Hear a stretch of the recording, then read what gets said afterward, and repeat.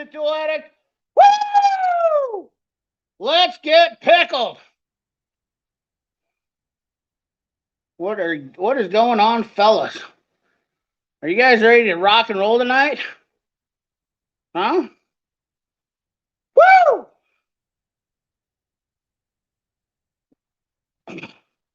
I mean, CP's already been right into the sinners and saints.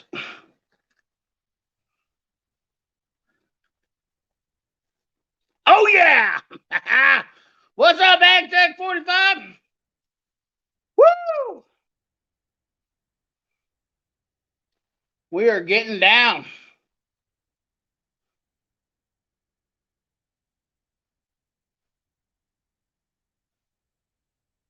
Get down, get down, get down. Bubba Ayers, what's up?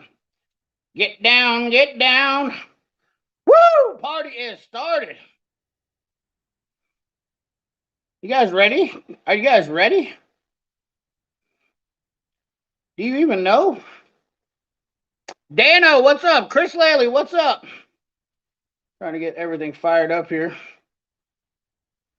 Go ahead and shut that bad boy down.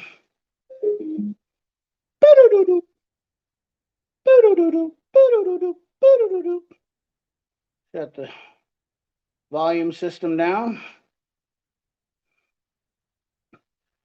Tony Couture, Raging Cajun, what's up, brother? Oh yeah, we getting with it now. We getting with it now. Get some of that. Let's see. Pat Paulson, what's up? Bubba, Anthony Bressler. Sorry, I got to get back into this. Oh, Pat Paulson, the first one in the chat. Woo! That's right. Welcome all. We're here tonight to reach out because your car's extended warranty is about to expire. Chris Lay, occupant, Jeremy Schaub. I'm here tonight to talk to you about healthcare insurance. Raging Cajun, occupant, Corey Ute. What's up, Corey? Dano's Tool Boss, Chris Hyges, Bubba Ayers. Easy does it. What's up? Easy does it. Woo! It is a hot one in here tonight. Dano, Jeremy Schaub. I'm thinking of dropping out of the membership club for YouTube premiums. Right on. Milo, Puff, and Stuff. Is this where all the cool kids hang out? Maybe.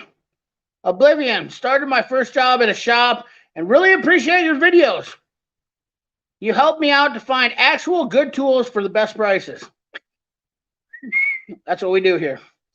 You listen to a lot of these other clowns out there, man. I'll tell you what. A lot of good people in this side of the tool community. There's just a lot of, I don't know, there's a lot of just opinionated ass bags. That's really the biggest problem. I don't know how to explain it to you any better than that. I watch a lot of car channels and whatnot like that, and I love a lot of the car community. There's also these guys that have a jealousy. It's like they think because you get free tools sometimes that they deserve it more. And idiots. Chat is blowing up. That's right. Bubba Ayers, 26 people in here already in the first 3 minutes. Zephiel, am I too late for the icon giveaway? Nope, you're just in time. The icon giveaway is definitely going. Let's definitely get that thing fired up. Are you donating for the icon giveaway? Oh, I mean, you're not too late if you're donating. Woo! We're going to have a guest in here later, so we're going to have dudes with wrenches in here later once I get everybody calmed down and get the chat going through. Wrench and Bolts, Joshua Brandenburg, always a great individual. Finally got it set up to be a member of your great channel, CP. Thank you, Kelly. I appreciate you, brother. You've been a long-time subscriber, so I definitely try to reply back to the ones that have been here and supported me the most. I hated to have to do the membership thing, but I felt like I wasn't being able to selectively get through the right people. And I just appreciate you being a member. I feel like it was a small fee to try to subsidize comments. You know, I don't want to just always. I want to be able to try to take care of everybody when they're in the comment section. I always want to reply to everybody because everybody matters. Everybody does matter to me. Unless you're a dick bag, and then I'm good. Then I don't need to. I don't need to reply to you. Oh, let's see here. Oh, I feel great tonight. We're going to have a good chat tonight, guys. We're going to have a great chat. Pat Paulson with a $10. Hello. Pat Paulson with a $10 heart. Let's get the party started. I'll drink to that. We got the Sinners and Saints. It's been a long time. This ain't going to last long. I'm not going to lie to you. This was full before I started. Now it's empty, and I'm trashed. So there's that. I drank it all. I drank a whole bottle of whiskey. It happens. I wish I had another one, but what can you do? Bill Beckett, you good looking fella, good subscriber. I don't know what your good look like, but I do know your name, and you've been here for a long time, so I do appreciate that. Free tools have ruined many tool channels. Sellouts. Yep. Well, they do. They do ruin channels because people see them as doing sponsored stuff. And I get it, because tool channels are just, they can be lifeless really fast. You know what I mean? And I don't know. Some of these guys are doing car repair stuff. I just see some of these bigger channels that are doing car repair stuff. Some guys are really great. Puddin's Fab Shop. What a great guy. But then I see other channels that are slightly below him that are just dickheads. They think you can just tell they have an arrogance to them that are just dickheads. So I just had a little insight. Let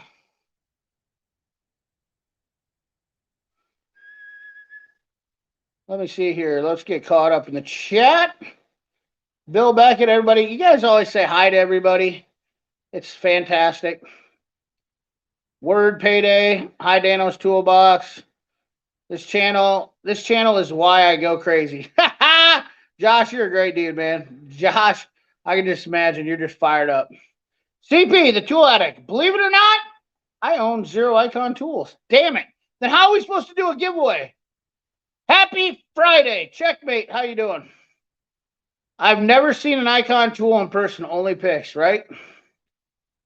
I bought one Icon ratchet to see what the higher price is about. Not terribly impressed. Joshua. Super Air Dave. Love your show, brother. Hey, thank you, Super Dave.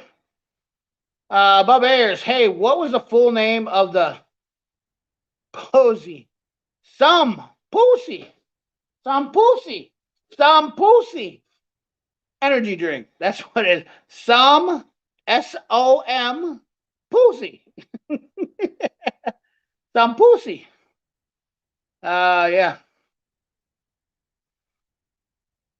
Hey, very funny on the dude's live stream. Hell yeah. Let's get pickled. What whiskey were you drinking? It's going fast. It's apple pie.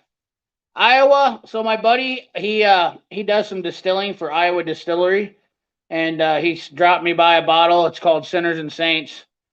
It's Sinners and Saints apple pie, and she went down smooth. Grain neutral spirits with certified natural colors. Just mint.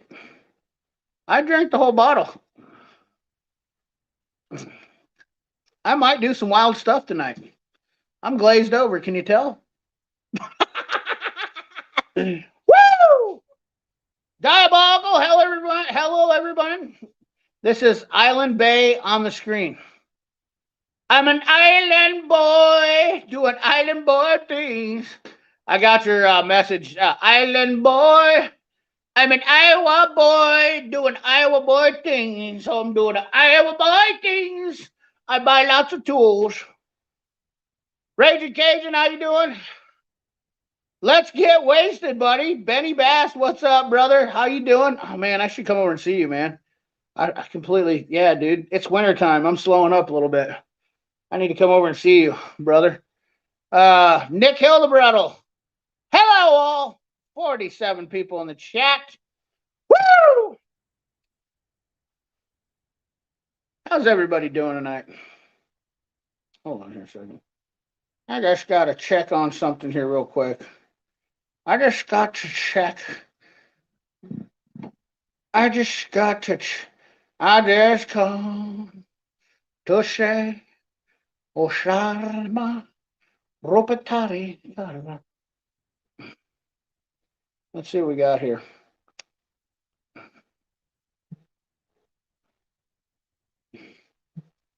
Why is my freaking... Oh, wait. My stuff's not plugged in.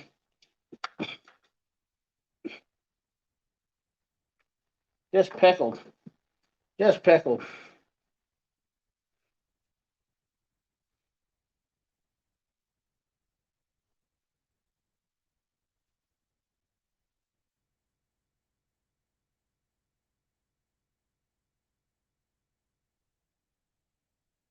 Huh. You freaky deaky little sneaky.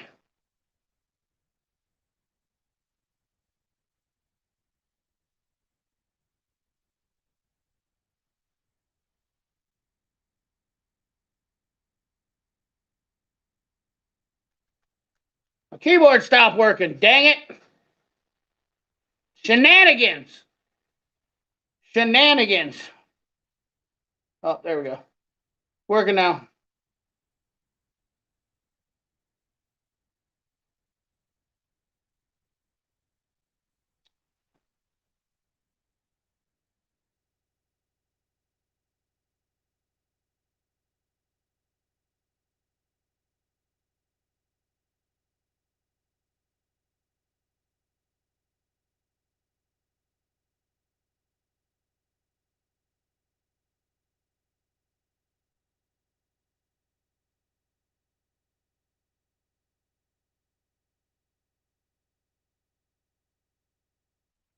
All right. Let's go back here. Occupant. Got everything on point. Sorry, I got quiet.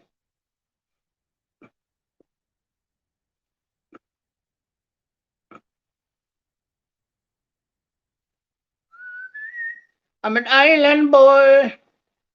The Kessler. All the Kessler. Remember, everyone, Hulk smash that like button. Raging Cajun, I thank you, buddy. Randy Duncan, hey, CP, what's been going on? How's it going? Good deal. The Kessler whiskey. That stuff will grow hair on your peaches for sure. Dano's Toolbox, Wrench and Bolts, Bubba Ayers. Chris Hydus, is Billy Bob going to stop by with some words of wisdom? I don't know. Boomer? Boomer Bill? Is that who you're talking about? Boomer Bill might. You never can tell. You never can tell, fella. Hello, Diabolical. Guys, if you haven't checked out Diabolical's channel, help my brother out, Diabolical. We're trying to get him to 1,000. We need to get him over that 1K mark. He's got to be getting close here. The apple pie is great. Yeah, I just want to go get some more right now. I'm kind of, not going to lie to you, I haven't ate anything since this morning, so that's bothering me right now. CP Toilette, I started out the day watching a video from Rainman Ray's Repairs. I have heard of him. I have been watching him for sure. I'm here. Dudes with Wrenches is here.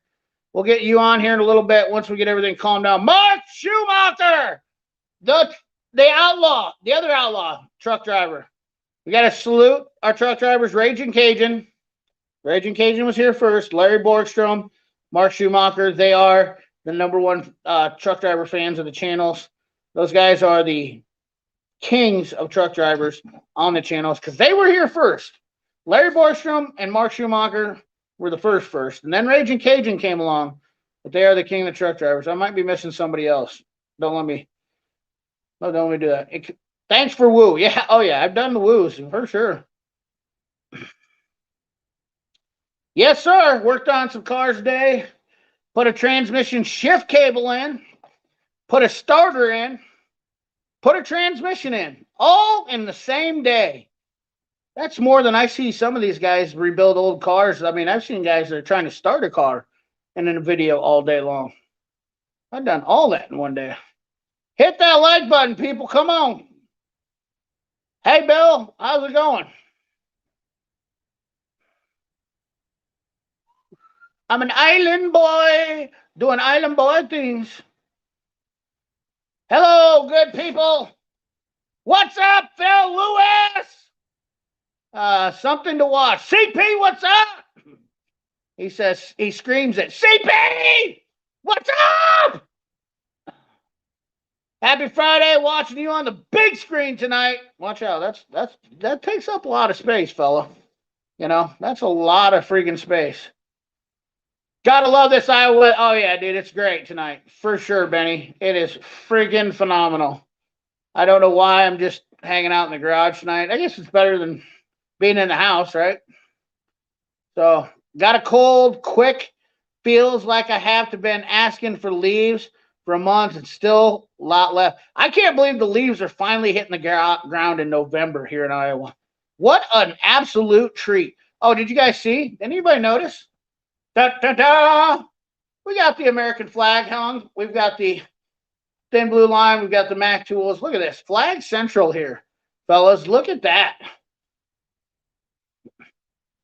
Oh, say, can you see by the dawn's early light was so proudly we hailed by the twilight's last gleaming, and whose broad stars and broad stars through the perilous road. Oh, say does that star-spangled banner yet wave for the land of the free and the home of the brave. America! Woo! I probably messed that up bad. I'm not gonna lie to you. It seems like I messed that up pretty bad, but I sung it. That's all that matters. Boomer Bill eats cigars for sure. You will need some fuzz or unfuzz peaches in the winter coming. Hell yeah, dude. I'm close to 400 subscribers. I'm drinking some Shindig single malt Scotch whiskey. Cheap, good, and smoky. If you like smoky, I do like smoky whiskey. I'm not gonna lie to you, dude. I definitely like smoky. Steven Doolittle, Jeremy Shaw, Payday. Thank you, brother. Absolutely, Raging Cajun. Faux show.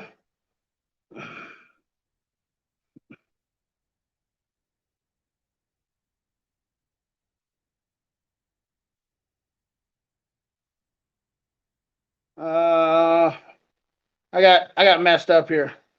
Larry Borstrom. I drive the Wiggle Wagons, Twisted Shifter. He's a Wiggle Wagon driver. Hell yeah. Another driver. I'll remember that, Twisted Shifter.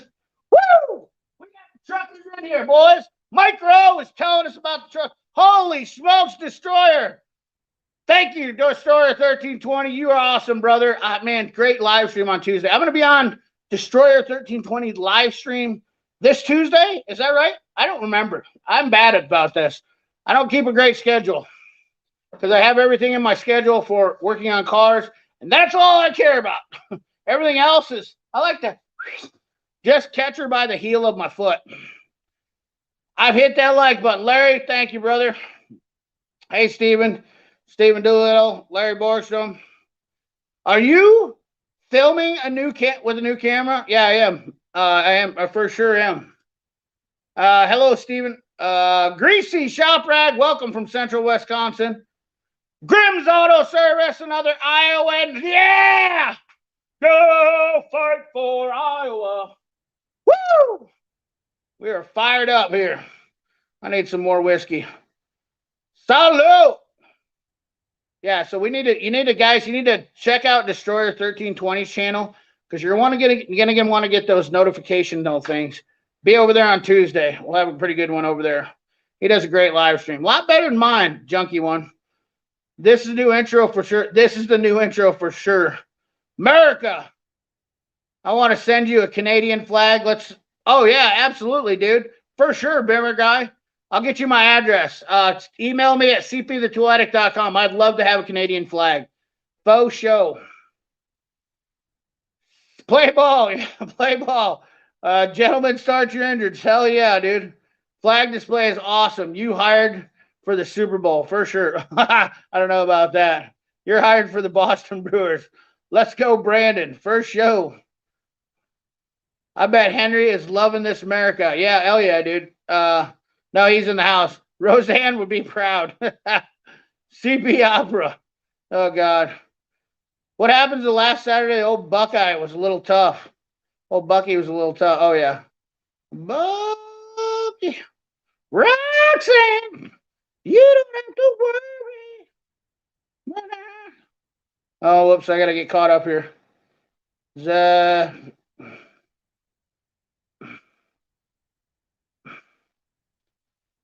CP Opera. Roseanne would be proud. Oh, you guys are something. Buggity, buggity, buggity. Let's go. God bless America, CP. Clappo. Yeah. Hey, CP. Australia. CP is slang for cane piece. Cone piece? Cone piece? Con piece? I don't know what that means. WWG1 WGA. I don't know what that means. I'm lost on that one, Destroyer. Clapping.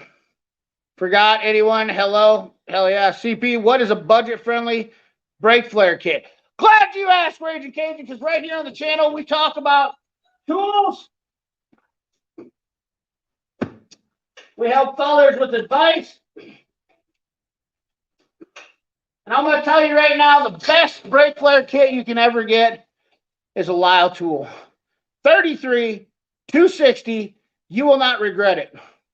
I've done a video on this. Country Mile Garage has done a video on this. These things are money. Let me show you why.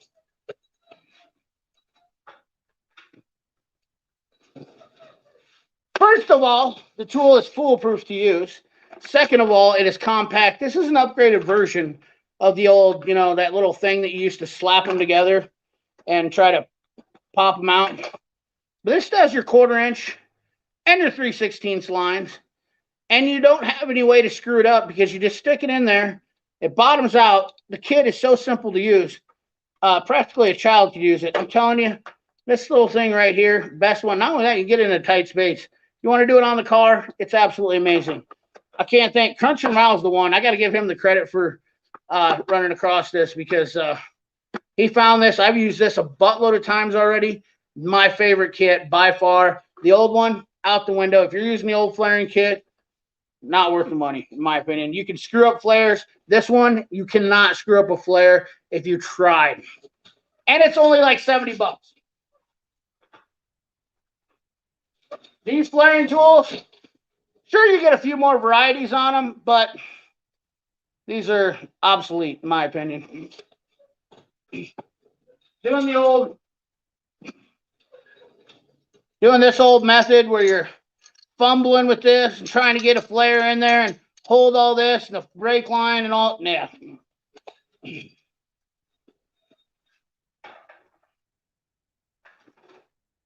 Woo, it's getting warm in here. She's warm. Run, fella. She's a warm one. Yes, sir. That singing was bringing me tears. Oh, yeah, probably because you were like tired of listening to me. All new subscribers, welcome everyone. Please hit the like button. Thank you, Stephen Doolittle. Hope you're doing well, Stephen.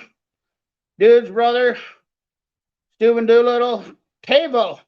Am I late to the party? How wasted are you, CP? I drank a whole bottle of whiskey. Bubba Ayers.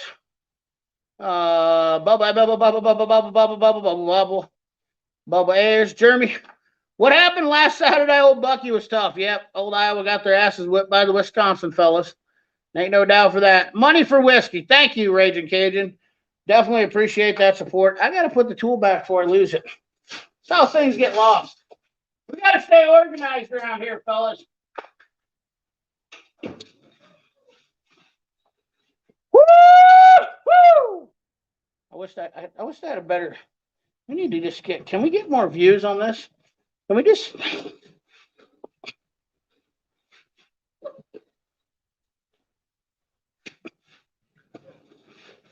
I mean, do I need to do my live stream clear back here? I mean, would that make a better deal there? Does that look better? I mean, who cares about seeing my ugly ass? Just look at that. I mean, I'm just happy to get that up. The full bolt.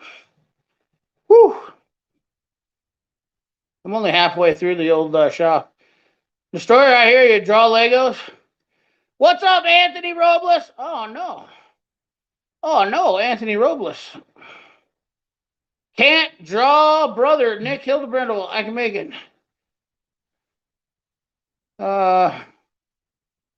40 more people trying to get to the door. We're at 60. Woo! 615 Customs. What's up, everyone? Hanging with the coolest mofos around. Hey, 615 in the house. 615 Customs. Bubba Ayers. Destroyer. John the Show Car Builder. What's up? Sub Destroyer. Robert's Garage. There's a minty fella right there. Oh, man. All the car guys coming in here now. Bo Show. Look at that. 615. Robert, my guys. Hell yeah. Look at all these. Look at all these fellas. Chris. Oh, no. Light down. Everything just went. Look at that. I just lost.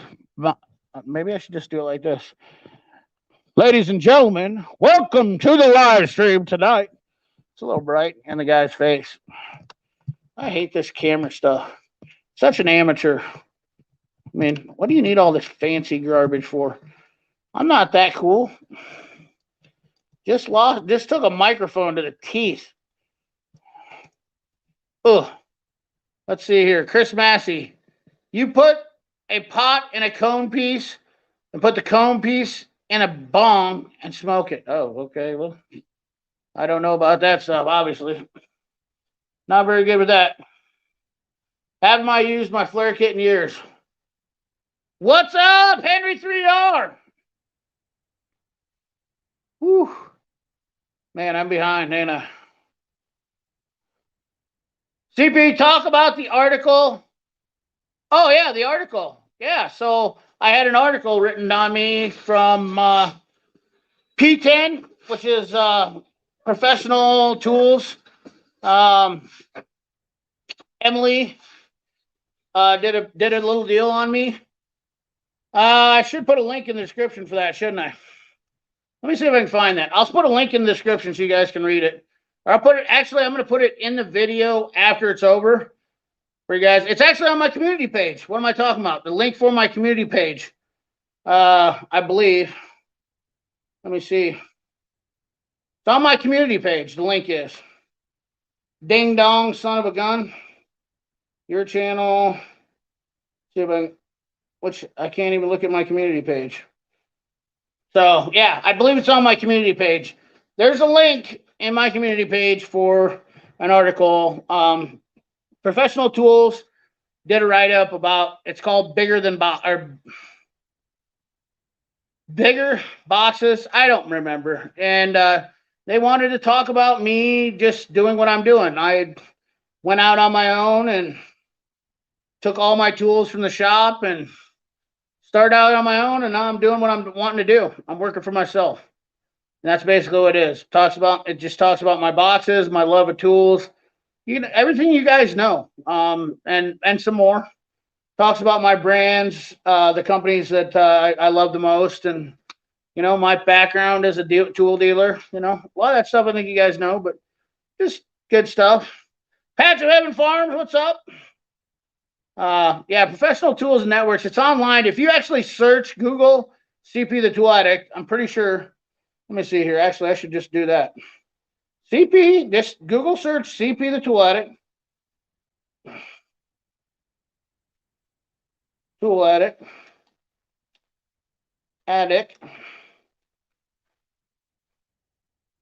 Videos, Instagram.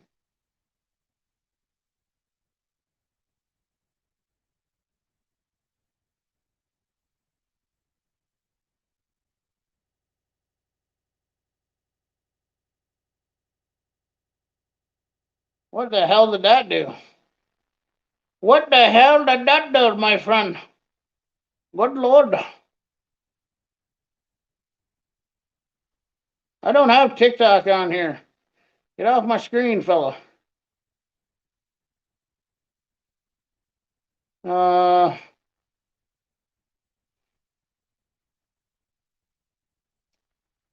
I don't know. CP the Tool Addict. Article? Whatever. It's in my community tab. I don't know. I'll put it in the description after the show is over. I'm not. The problem is I don't have my computer out here. It's a lot easier to do all that stuff. So it is what it is. I'm pickled. What are you gonna do? You can go check it out in my community tab. Not right now. Stay in the live stream though. I'm just kidding. Whatever. 30 more still outside. They're coming. Hell yeah. You must have a memory like a dictionary to remember where all those tools. Absolutely, for sure. I definitely do, John.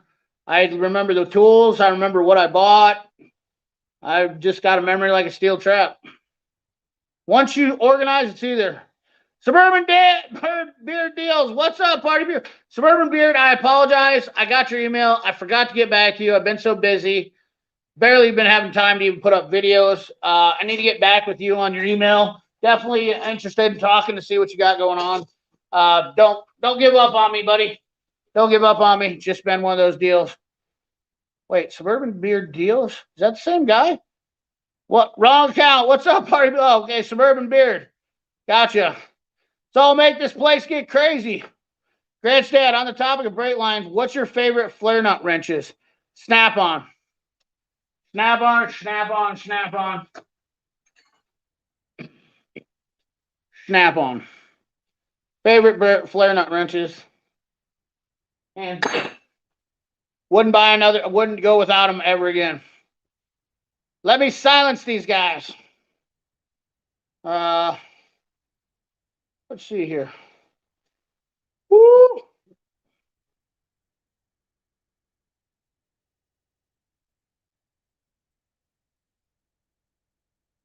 I'm so far behind, guys. Oh, holy smokes. Robert's Garage, Minty Fella, Suburban Beard, Mike. Is my mic not working? My mic. Holy hell. Cletus. Stuff with Cletus. Hey, Cousin Cletus. Hi, Cousin Cletus is here. Stuff with Cletus. Good old buddy from Arkansas down there, man. Woo! Thank you. Check out Stuff with Cletus if you would. These guys I've been hanging out with, man. Good people. Good people. Good peeps. That's awesome. Congrats, CP. Yeah. What's up? Thank you, Suburban Beard. Suburban Beard. What she did a little deal on you? My man. What? I don't know. What? She did a little deal on you? Thanks for the $2 holler, Suburban Beard. Appreciate you coming over. I've been meaning to come over to your live streams on Sundays. I just get look at my hair. It's so crazy. I need to get a haircut even. Just been hemmed up on stuff. Payday. That's good. Payday goes over to Suburban Beard. That's cool.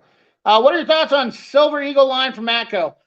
Buy the Husky brand. Same thing. A lot cheaper. Don't waste your money on the Silver Eagle.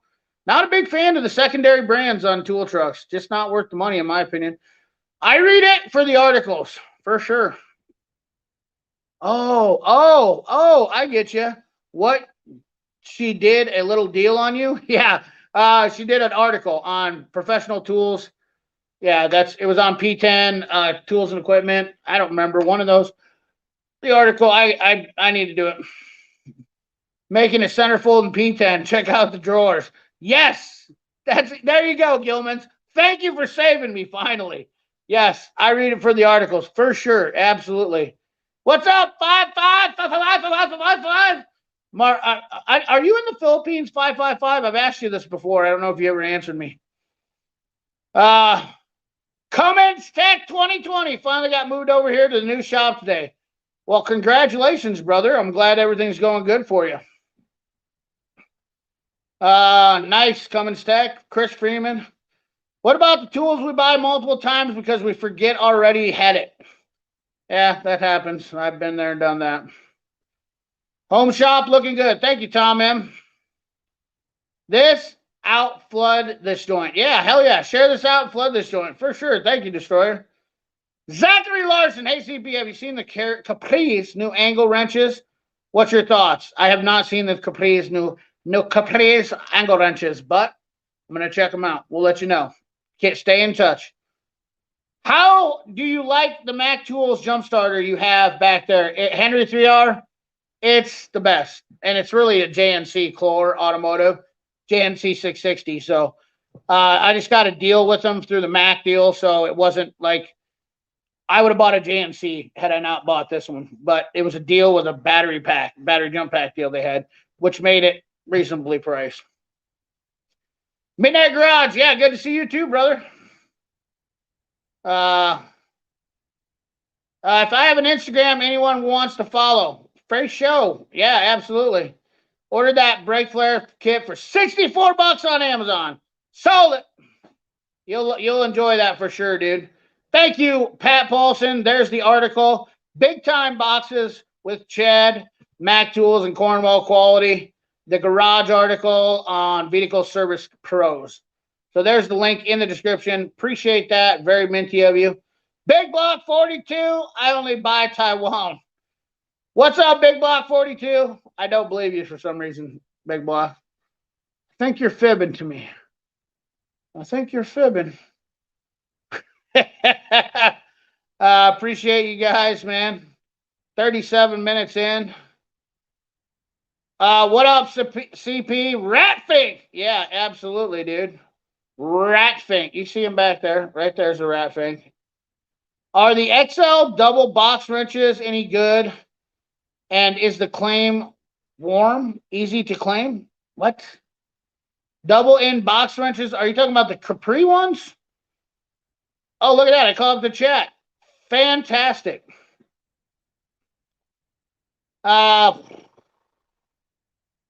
Well, you guys got me wore out already. Are the Capri double box or the double box in wrenches? Absolutely. They're definitely worth the money. I got them up to 24 mil.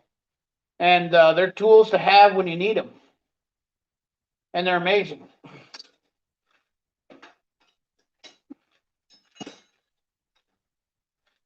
You can't never go wrong with having enough tools. You'll never hear me come to my channel and tell you not to buy tools. That's for damn sure.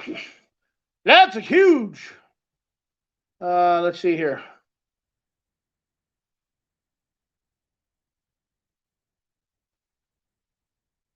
Oh, the Gear Wrench ones. Nah, not a big fan of those. I'm not a big fan of those BMG. I thought you were talking about the double box Capris. I would get the double box Capris. Better value. Same wrenches. Tool Guy Ty, what's up? How you doing, fella?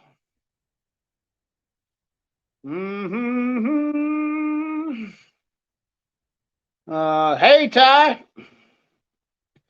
Big Block 402. Freeman, JDT Co. is at SEMA.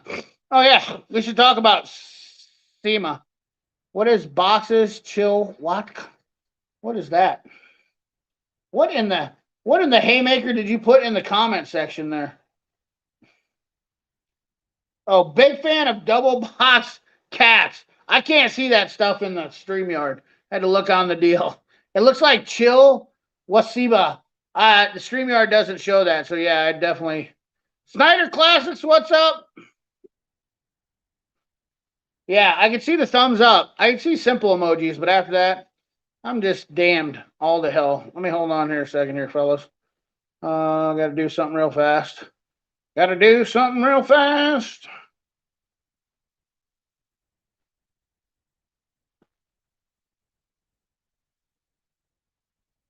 I'm back.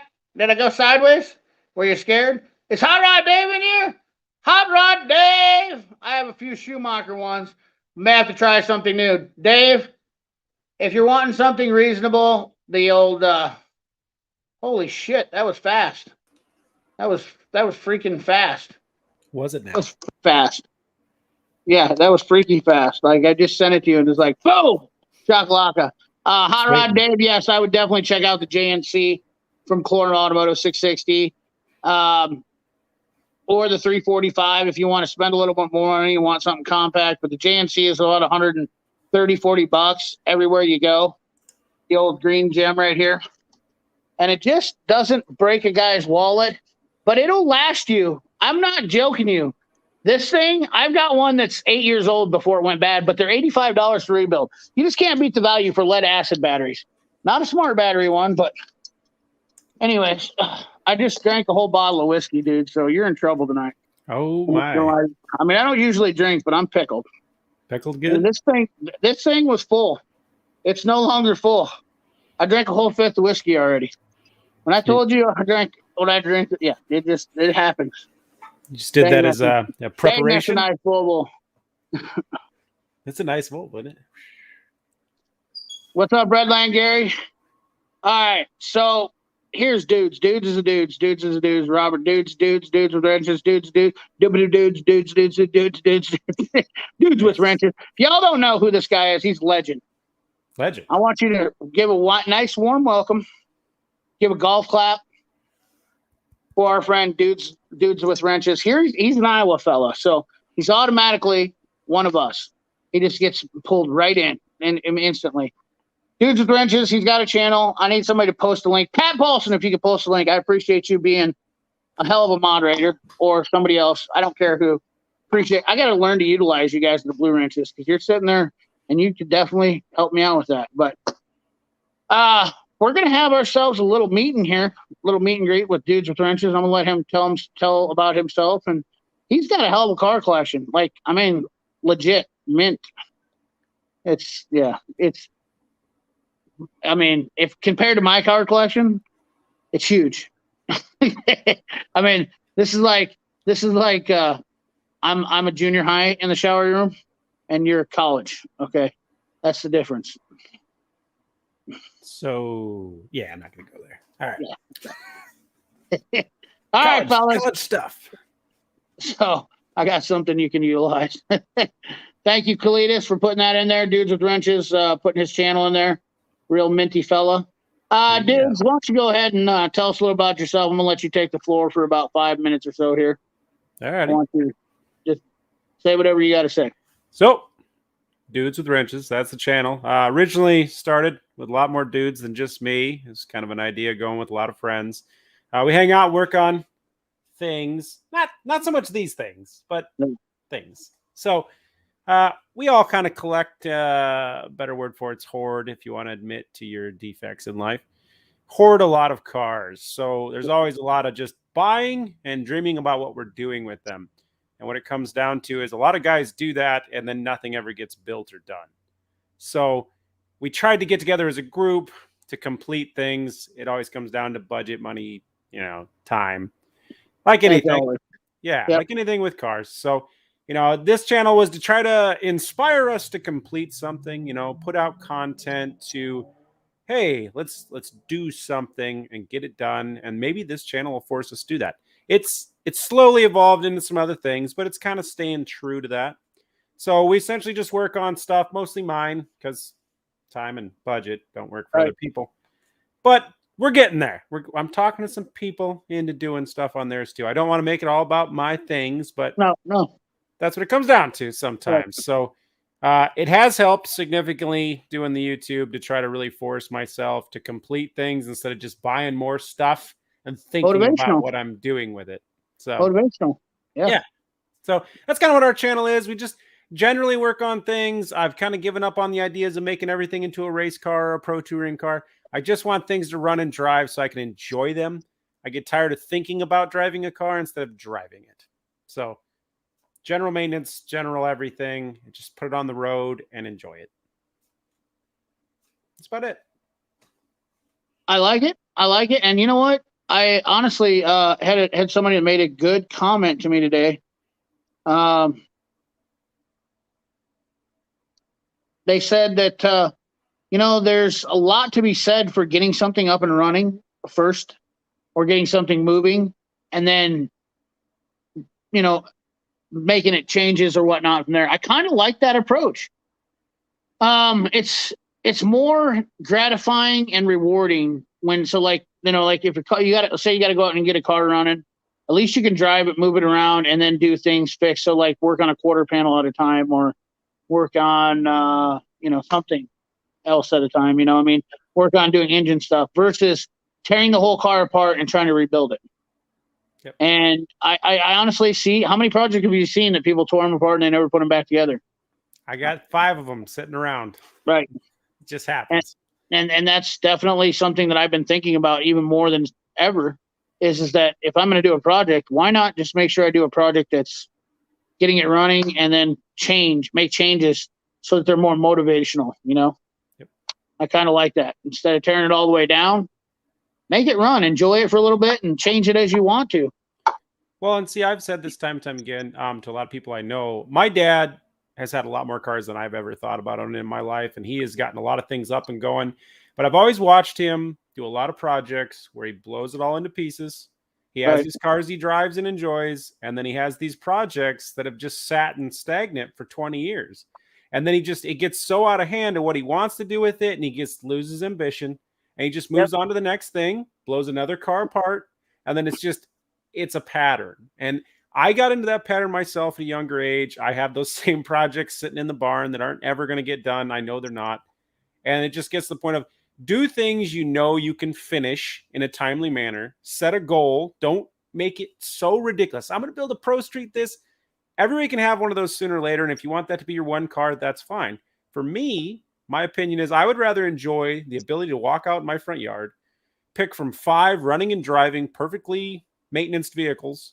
Maybe they're not perfect, but they'll start, they'll run, they'll go wherever you want them to go, and just enjoy them. Because at the end of the day, you can build this crazy car that you think you love, and you just got to tell yourself you love it because you hate the thing inside, because how much it cost you, how much time you've spent on it, and it's still not done. You just don't want to get into that mindset where you just start hating the thing you built to love.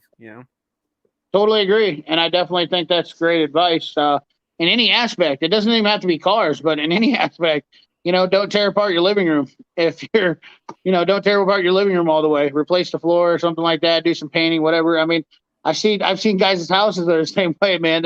That all goes true with a lot of things. It doesn't matter. Toolboxes. I mean, I've seen guys that are wanting to buy tools, buy this giant toolbox. Speaking of that, and they buy this giant toolbox and they don't have the tools to fill it. It's kind of like always getting the cart before the horse.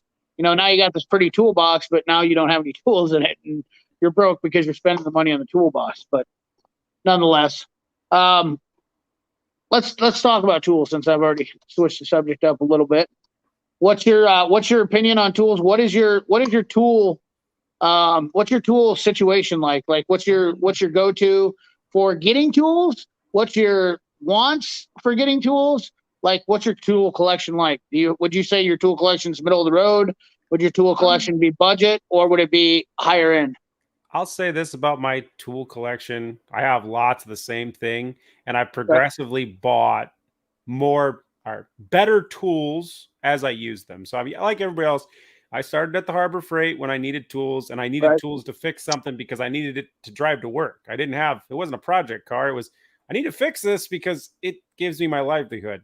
So you buy whatever tools you need, you fix it, you move on. And then over time, like everybody else, I'm not going to defend any one brand over another, but you realize these aren't very good tools and I need better tools. So then you just kind of progressively get better tools. I mean, up until I met you just recently, I really didn't know how bad my tools were. I don't want to use that offensively, but it is kind of like, man, I didn't know some of this stuff was out there. I never looked into it. I never did the research. Yeah, it's kind of a rabbit hole. I mean, it really is of sorts. Yeah. I had the greatest comment today, I think, and I apologize. I won't be able to say the guy's name, but he made the greatest comment. He goes, Snap-on is undoubtedly the best, but Harbor Freight is the best right now. So when you need a tool right now, it's a great selection of tools for right now. And I bag on Harbor Freight all the time, but I think people don't understand is that that's me. That's who I am. You know, like I obviously I've spent my time with the cheaper line of tools. Craftsman was my go-to when I was younger, and I started out with cheaper tools too. It just as I got older and made more money and learned, like the video I did today about the fact that my tools were going to be worth what I paid for them eventually, not right now. Yep. It was an investment that was better off. And I think that goes with a lot of things, cars, anything you do. Like, I mean, how many times do you get on to look at something and you don't want to buy junk because you know that especially when you're spending a lot of money. I mean, for instance, a car or a house is a large investment, and tools are, to me, no different. And it's widely known for people that are, into wanting to spend their money wisely. Wouldn't you say? Yeah. And I mean, I would think the same way. I've bought a lot of cars just even recently. You look at all the factors when you're looking at a car and you go, okay, I really like it. Well, that's great that you like it, but you should always look at, do other people like it? Is this an abstract vehicle? You may love it, but if you're the only person that loves it, don't pay a lot for it because there's no value in that vehicle. It's value to you. There's value in your enjoyment, but at the same time, God forbid something bad happens to you and you got to liquidate the stock. You need to know that what you have is actually worth something at the end of the day. So and that goes and the only time that works for you though is if you're doing it constantly. It doesn't work the same because I have seen guys do that. They think, oh, I'm going to buy Snap-on, then I'm going to sell it when I need my money. And if you continually do that, you're constantly losing money. Yeah, or with anything, cars. I've seen guys buy diesel trucks and like, I'm buying this diesel truck, and they try to justify it with its resale value. Diesel trucks are probably my favorite because the young kids always do this. I'm going to buy this Dodge Cummins because it's got the best resale, and then you sell it a year later. That's not how it works, fella. That's not exactly. I'll chime in on the whole diesel thing. I've owned a diesel in the past. I don't own one now for the reason of I don't truly need one. If I did, I'd own a diesel, but I don't go long hauls across 5 states to go pick things up. I mean, that's just the facts. So for me, an old 3/4 ton Chevy with a 6-liter from 2005 is perfectly good enough truck to get anything done I want to get done. And then heavier duty stuff, I got older stuff that's going to pull a haul and do anything on a short distance, more than capable.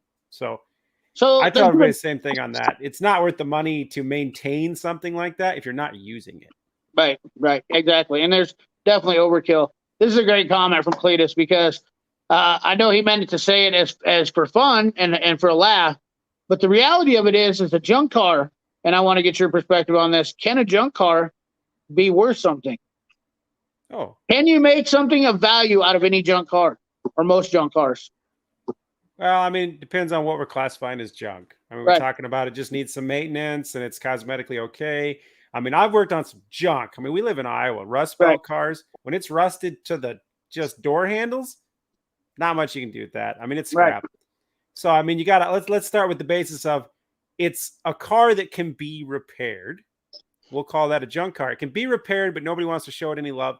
If you learn the skill set. I mean, I've been taught the skill set my whole life. I'm not perfect. I'm not even going to call myself a mechanic, but shade tree mechanic, sure. But if you want to apply yourself, anybody can fix anything. The information's out there nowadays. So if we want to call something a junk car, maybe it's broke down, needs a head gaskets or something, and it's just no mechanic says it's worth touching. That's your time. It's really not much cost to it. So go in there, fix it, learn. At the end of the day, if you only pay scrap value and you can't fix it, you can still get scrap value. You didn't hurt yourself. Right. So I totally agree. Try to make a profit where you can. Get rid of it if that's what you're looking to do.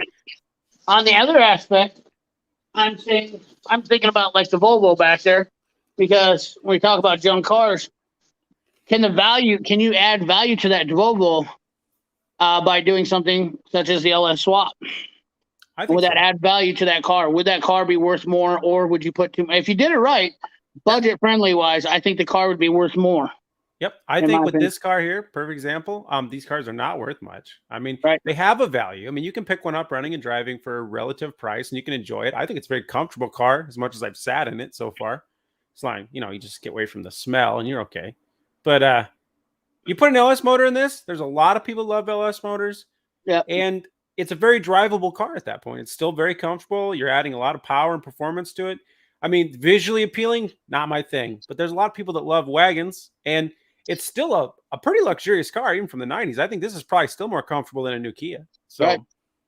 Not only that, better built than most new cars. Oh yeah, probably hands down. I mean, so that's that's something when people say they have a junk car, I always say, maybe not so much junk as you think it is because you're driving a piece of crap, but it's all in the eye of the beer holder or beholder, whichever one you want, whichever night of the week it's in. But yeah, people look at my 77 K5 Blazer and call it junk. They have no vision, and a 77 K5 Blazer can definitely be very desirable. Lots of parts out there.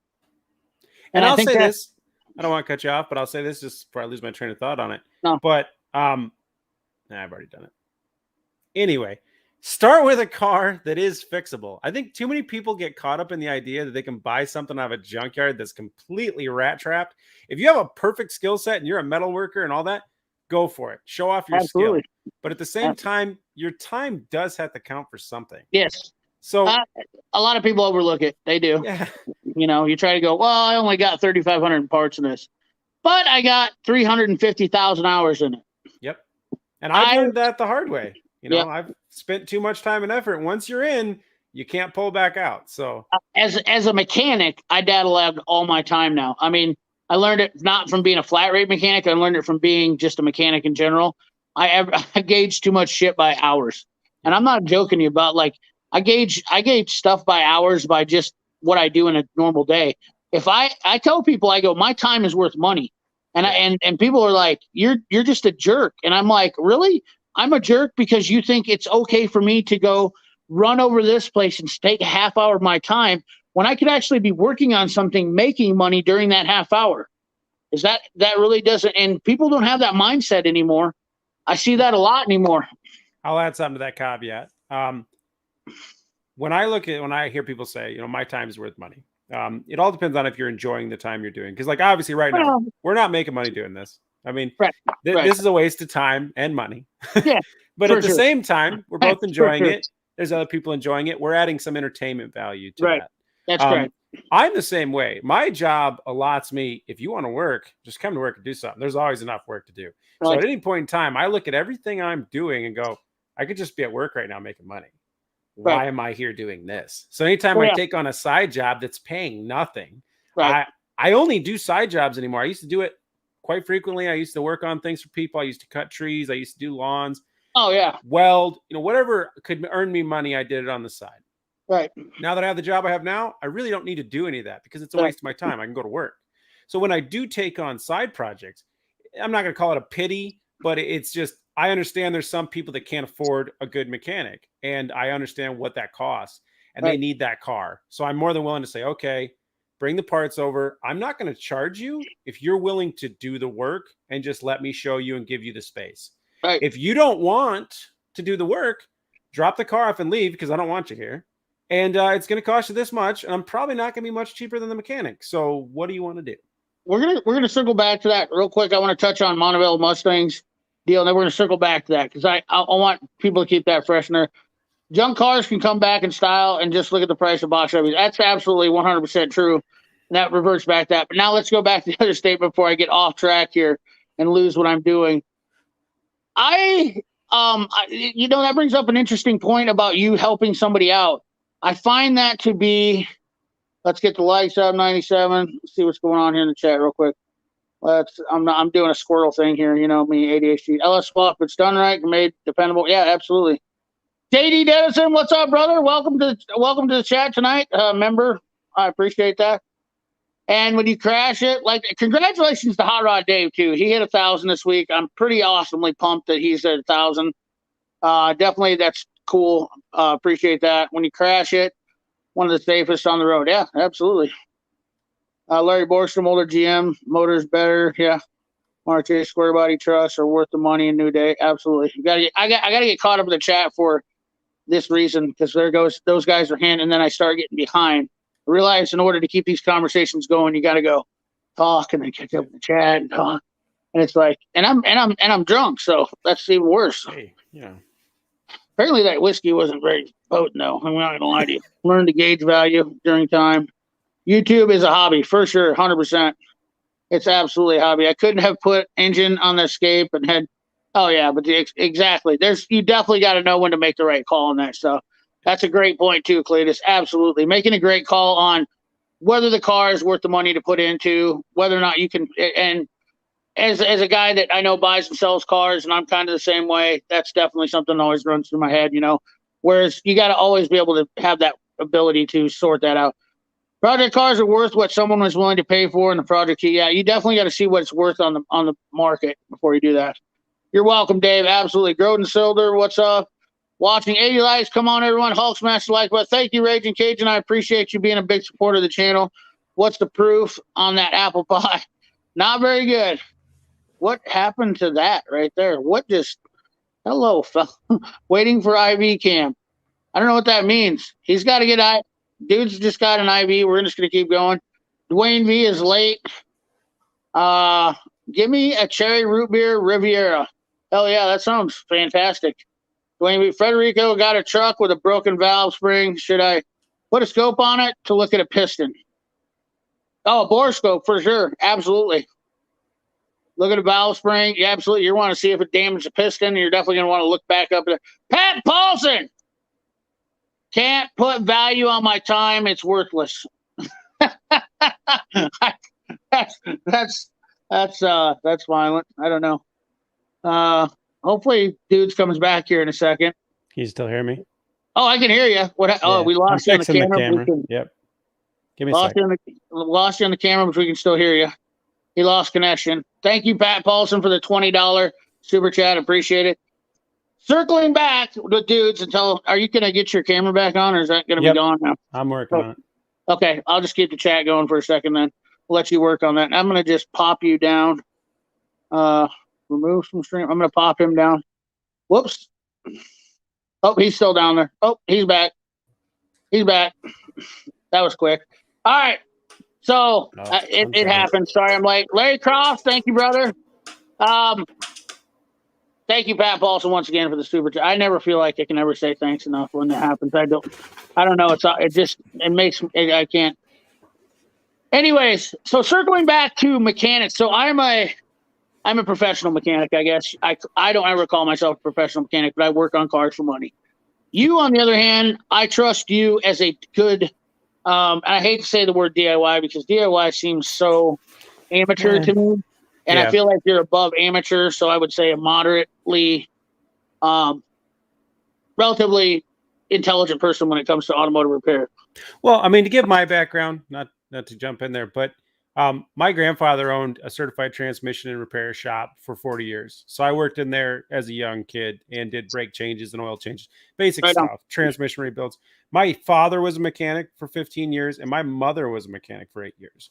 So I come from a long family. My uncles, everybody was a mechanic. And I watched my grandfather be the nicest guy he could ever be as a mechanic. And I watched people abuse him. And, he got to the point by the end of his career where he's just like, I'm done with the people, and it was just kind of sad because he loved working on cars, but he just got tired of all the demands and the people whining and he only had his select customers and that's all he wanted to deal with. And at that point, it wasn't as lucrative as he wanted it to be. So he said, I'm done. I'm retired. And he was even looking at selling it to somebody in the family. But at the same time, everybody had watched it and they're like, nah, we'll let it go. It's just not worth having. Would you believe if I told you that you could make well over 6 figures now in the automotive industry? Oh, I could totally believe that and this was probably 2006 when this was. Hey, what a coincidence. That's when I quit too. Because you know what? That was about the time that it was at the lowest it's ever been. Yep. Before the cash for clunkers.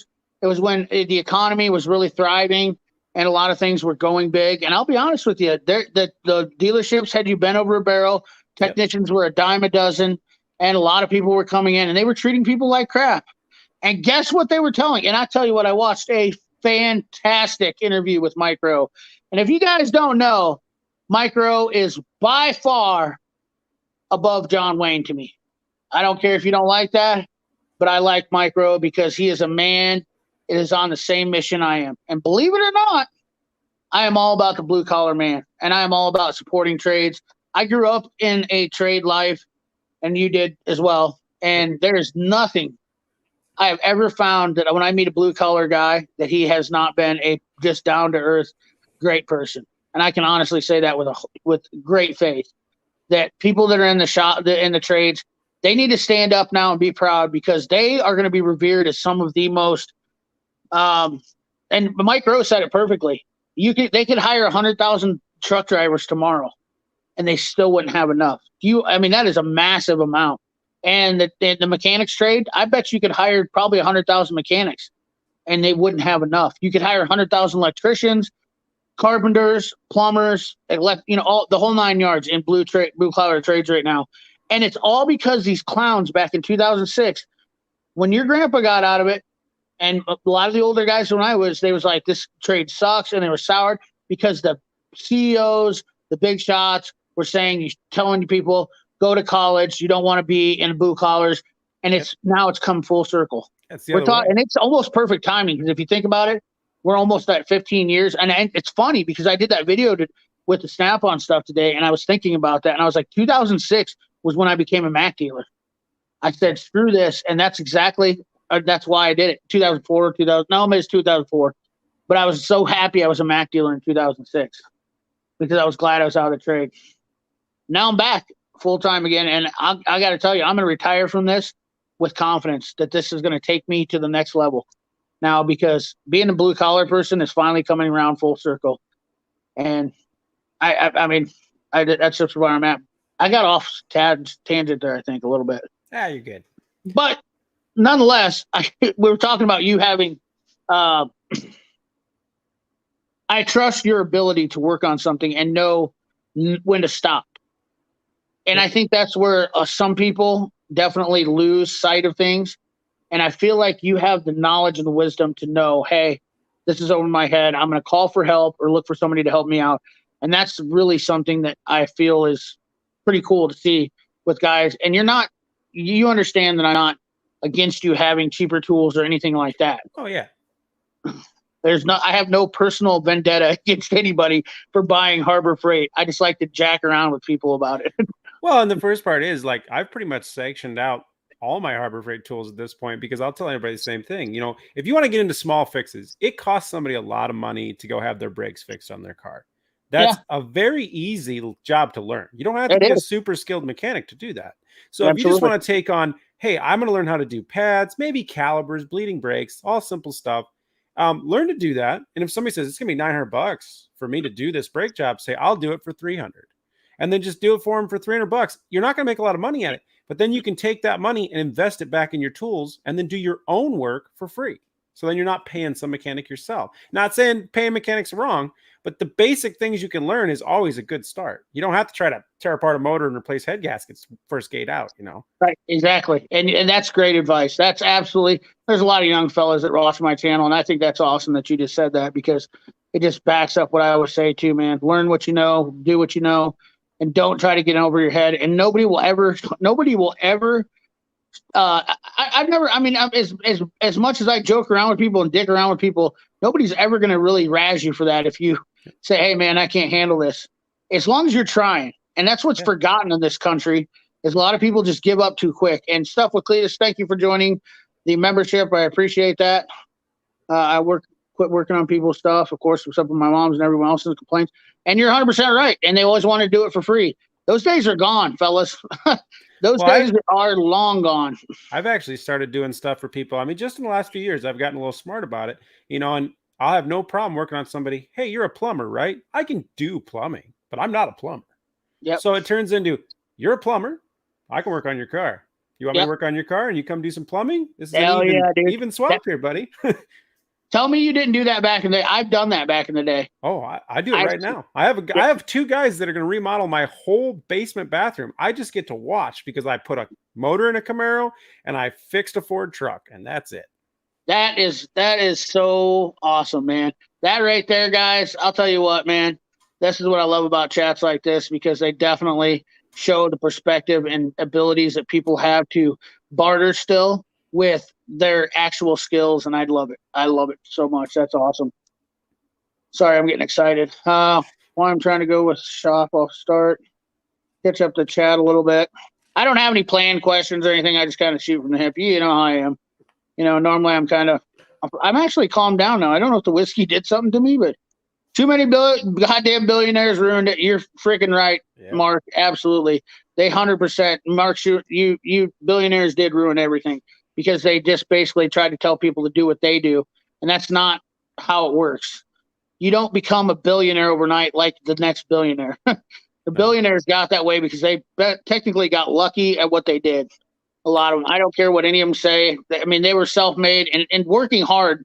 You can become fairly successful by working hard and have a lot of money. And to touch on that note, I've had some very wealthy people. I've had some discussions with very wealthy people in my mind. In the grand scope of things, they're probably not. But humble, wealthy people will tell you the same thing every time. And I've talked to enough of them to say this. There's a difference between arrogance and humble. And a guy that's humble about his wealth will say, I was just lucky. They worked hard. Everybody works hard. But there's still luck involved in everything you do. So don't think there's some get-rich-quick scheme that's going to work. Nope. It's still you got to have that little bit of luck in there somewhere to fall into that right little peg hole to move forward. I mean, you can be the hardest working guy ever and it might not work out for you. Might.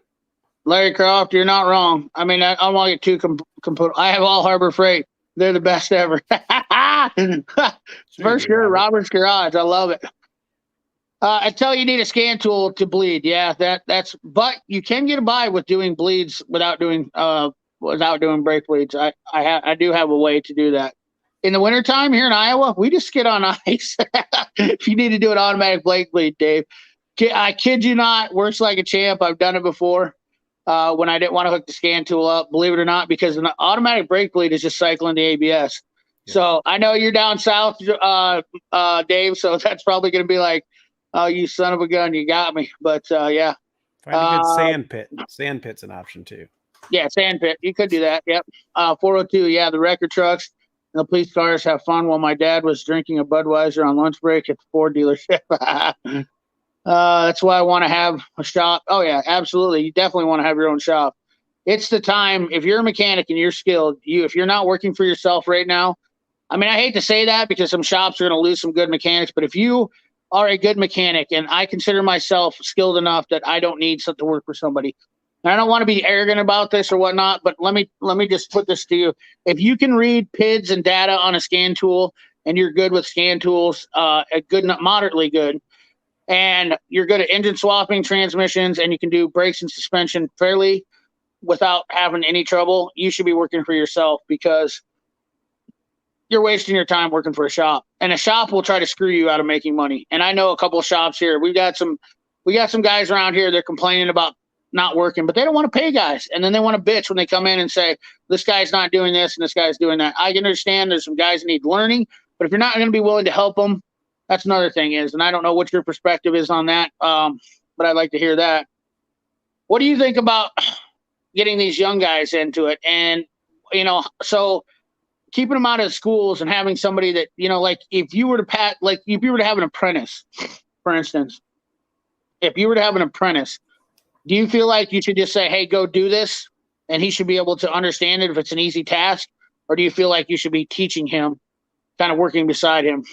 Well, and see, that's something I do every day. The guy that works with me in my regular job, he's essentially been my apprentice. We're two guys that take care of a lot of coverage areas. So, I mean, awesome. It's been 4 years and there's still things where I'm just like, I'm going to go with you because this is very technical. It's very high end. So I just want to be there. So, I mean, I'm still like, I don't like to cut people loose and just say, good luck. I don't like that idea, but I'm not going to do it for them. So, even if I look like I'm the laziest guy in the room, just sitting there with my feet up, I'm analyzing the job and I'm looking at what's going on and then I'm critiquing him. I have no problem with letting somebody do something start to finish after I told them the way to do it and then going back over there and tearing the whole thing apart and saying, now do you want to know how to do it right? And you know what? That's how I started. And I honestly believe that helped me out so much more in the long run because it was trial and error. Yep. And that is absolutely, to me, like people could say that too about me, about being lazy or whatnot. But the reality of it is I've already done all that stuff. I don't need to relearn it. Yep. I don't need to be taught it, but I do need to stand beside somebody and watch over them. Yep. And I think that's where I mean, you're talking about 2-man jobs, but when you teach a guy something the right way one time, chances are he's gonna remember it, and that's huge. And that's huge. And I think that by adding those skills versus going to school, especially in the blue collar trade right now, it's hands-on experience, and you can't beat it without a doubt. So, when you know Princess yourself, Jamie, thank you. Hope you're feeling better. Whatnot. Sorry, go ahead. Well, you know yourself, everything's about efficiencies. Whenever I do any job, even if I've done it 15 times, I always look for a better way to do it the next time. I'm always open to somebody telling me, hey, this is a faster, better way to do it. I mean, I'll review it and kind of go, maybe not. Maybe that's more dangerous or not correct. But I'm willing to try anything if it makes it more efficient and quicker. So, I always look for those things in everything I do. It's just like, well, what's the better way? What's the best way? I'm not going to be standing there saying, I know the only way to do this, and right. I'm the best at it. I'm more than willing to take, hey, what do you know? Being humble. Yep. Being humble. That's definitely a huge key. And I act cocky and talk big sometimes, but I'm a lot more humble than a lot of people think, because sometimes it's just better to be for show like that. But Mark J, I like that comment. I'm a DIY guy, but I feel like I might know more than the average DIY person. When it comes to working on cars, if I don't know how to fix it, I try and I research how to fix it. And that's exactly what it takes. And that's all you got to do. And I've showed this to even my apprentice, and to other people, younger guys. I said that to them. I go, guys, you have so much more information, and you could probably, I'd like to hear your thoughts about this. Another good question is how do you feel about the information gap that's changed from what it used to be? Huge change. So, I mean, you can just go online and pretty much find anything. But what you have to know, and this is the intelligence part, you have to know when somebody's showing you bullshit. And there's a lot of it out there. I've seen a lot of repairs done on YouTube where it's like, don't do that. Like, that's not even, no. So, I mean, look at the sources you're getting it from, because the information's out there everywhere. And the source you get it from is important. I grew up learning, here's the Chilton's manual. I went down to my grandpa's shop and pulled one off the shelf and just started reading it until I could figure something out, looked at the pictures. I didn't have YouTube or Google and stuff like that. So now that you have that, utilize it as much as possible. But understand, have enough common sense to know when something that's being told to you is not very good information. That I agree 100%, man. That's great information. That's why I like you dudes. I knew everything that when I met you, your mentality.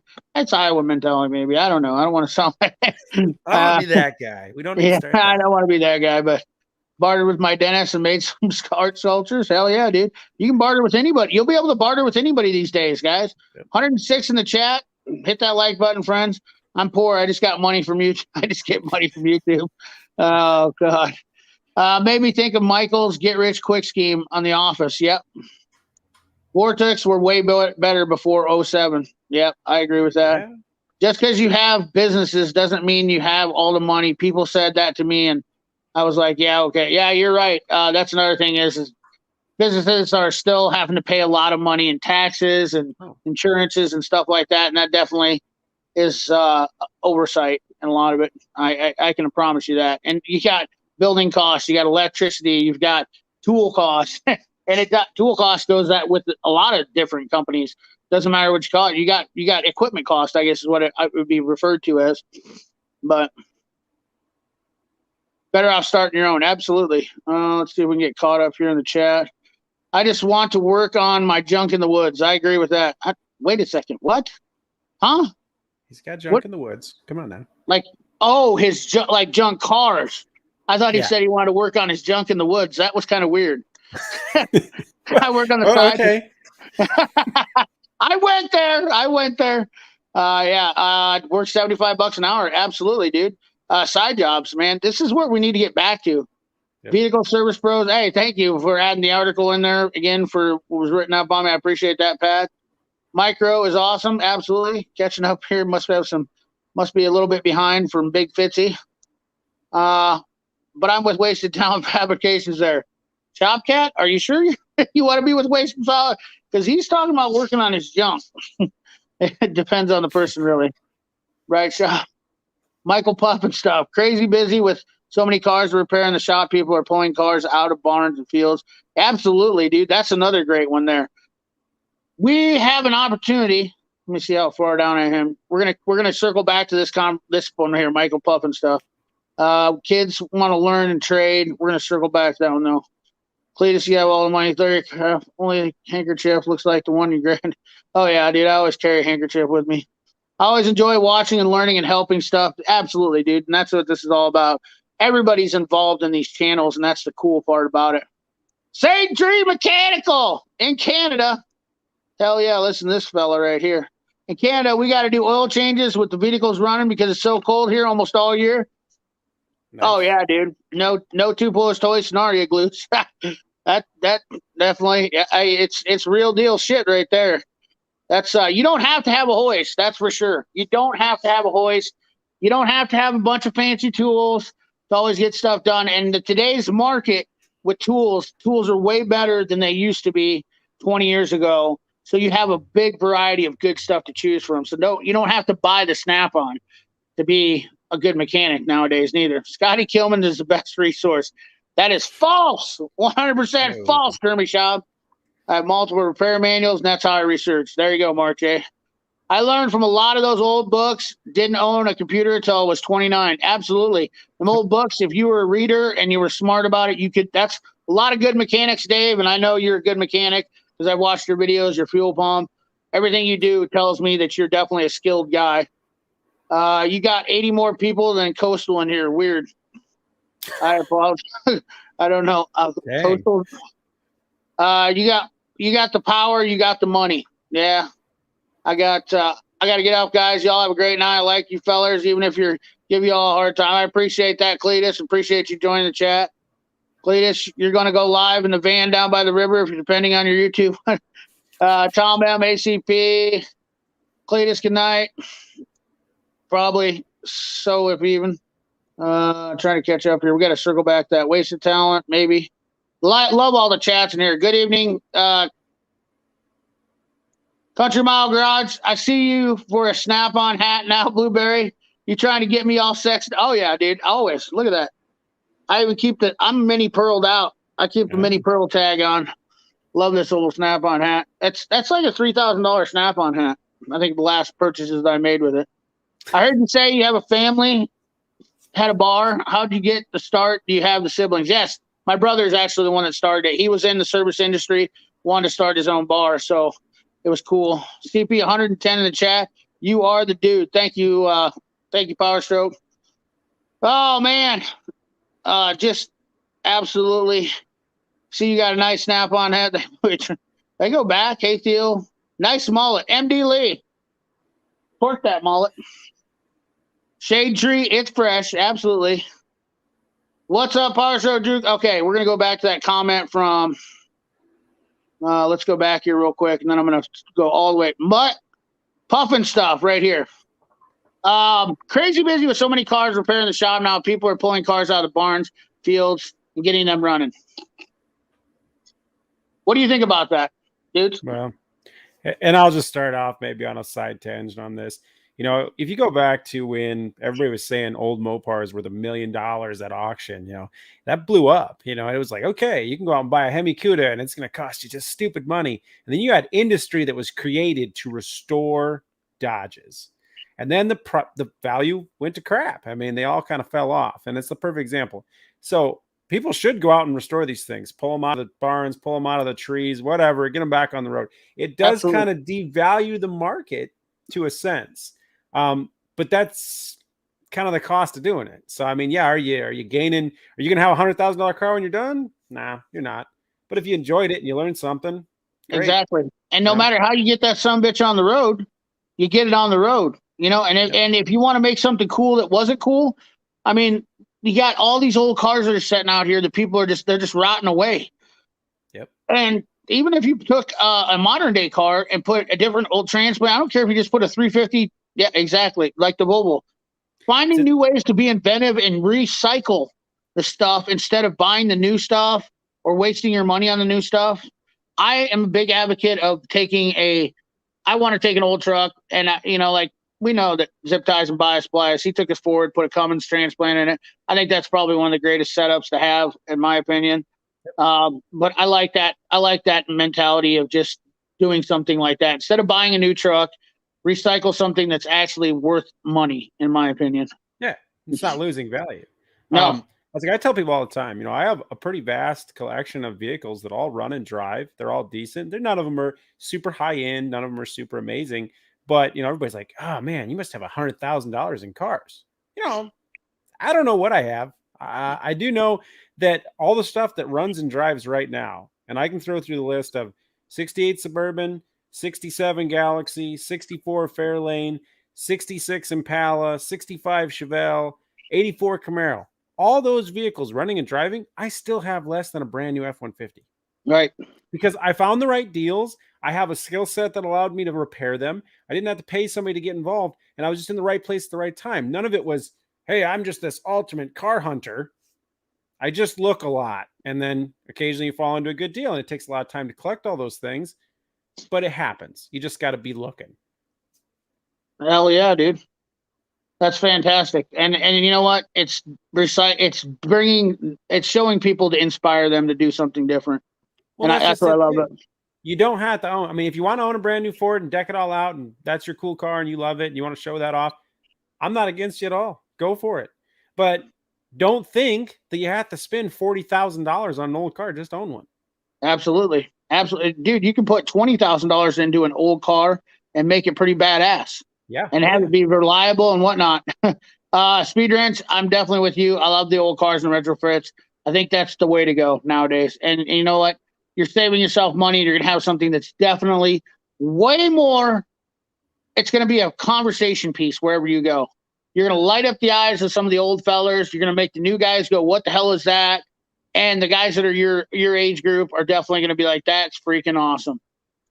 Do I remember Microfiche? Yes, I do remember Microfiche. Yep. God, what a just pain in my butt. I remember that. That was definitely not my favorite thing to deal with. But look at all these guys in here.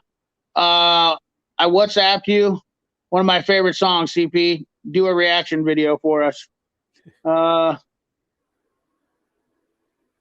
have to hold on. I gotta figure out what this WhatsApp is. It won't open. Oh, I can't open them up. Yeah, it'll start replaying over what you're trying to play.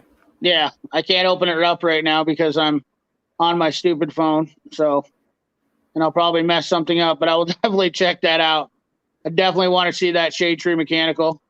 Let's see here. Country Mile.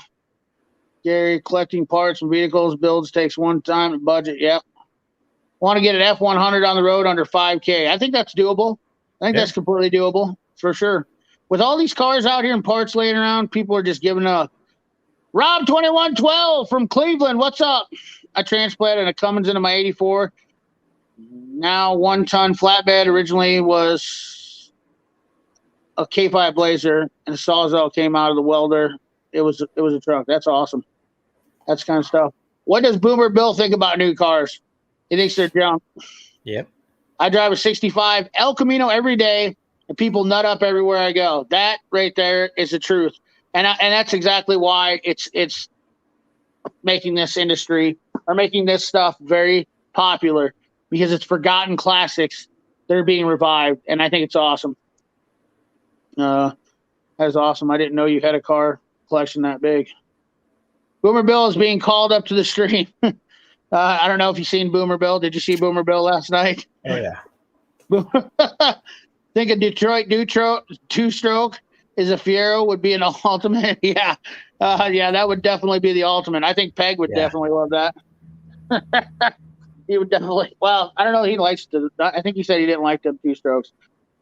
So Cleveland, huh? Where you at? I'm in West Side. Oh, Occupant. Nice. Got guys in the same city. All these guys in here in the chat, man, you guys have such good value. Everybody in this chat, I got to say, from the bottom of my heart, as much as I am a funny bastard and I always, am controversial about stuff at one time, but dude, I love the fact that you look in this chat and just see all these conversations going on. Some good people that I met over the last 2 years of me doing this, and some cool shit comes up. So, dudes, anything else that I can think of that you'd want to tell us about your channel? What you're doing, what your plans are? Well, I mean, we got the Volvo build coming up. Yep. I'm not a big fan of putting LSs in things. I'm not that guy. I have my reasons for that. I'm not against people that do. For me, I mean, story of this car, if we want to get out there, I took this car in as a, hey, it needs towed. The city's going to take it if I don't. I gave the guy essentially $90 for it because that's what scrap value was at the time. And I drug it out and threw it in the weeds, waiting for scrap value to go up. This car has never meant anything to me, so I'm more than willing to just let it go off to a better world and possibly get used and utilized. I'd rather see a car driven and repaired than scrapped. I have scrapped a lot of them, but that's just Iowa for you. You can't save everything. As far as my channel goes, there's a lot of stuff coming up. There's a lot of changes I'm trying to make, just kind of trying to sync everything together so I can put more content out there that people actually want to see, and I want to get people more engaged. Maybe it won't be the most funniest or best content, but I do just want to see people get engaged with each other and have discussions and just kind of grow the car culture. My ultimate goal has always been just try to make people realize you don't have to be a super mechanic. You don't have to have a huge shop to own an old car and enjoy it, because everybody's going to enjoy it if you just get it on the road, get it running, and just have fun with it. Tell me what you think. Let's go back to the LS swap versus doing, because I think that's a pretty cool topic for budget build. I think it'd be great to be more nudity. Have more nudity would be great. I apologize. Nudity's always what I missed here. I'm chilling, having a drink, Gary. Rob, live in Orlando. We're going to go back to this 43 years owning my garage, and this is one of my favorite YouTube channels. Good fella. You have on tonight. Keep up the good work. Hey, thank you, Gort Fred.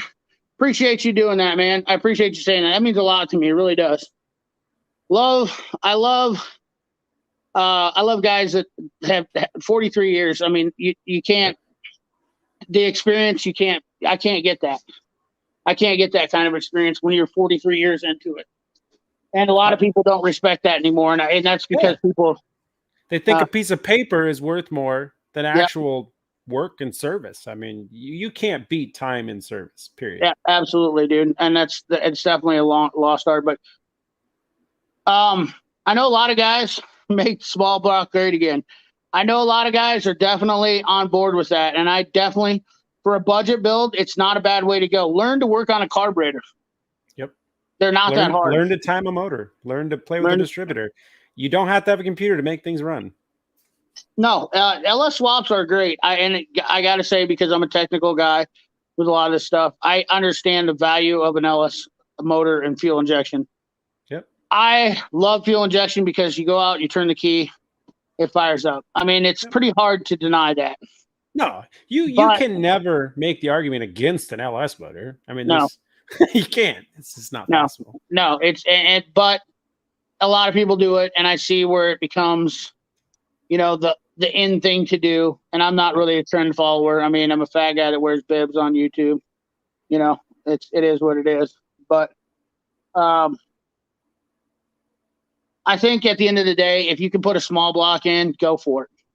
Don't ever think you have to do an LS swap. And not only that, a good small block, good built 355.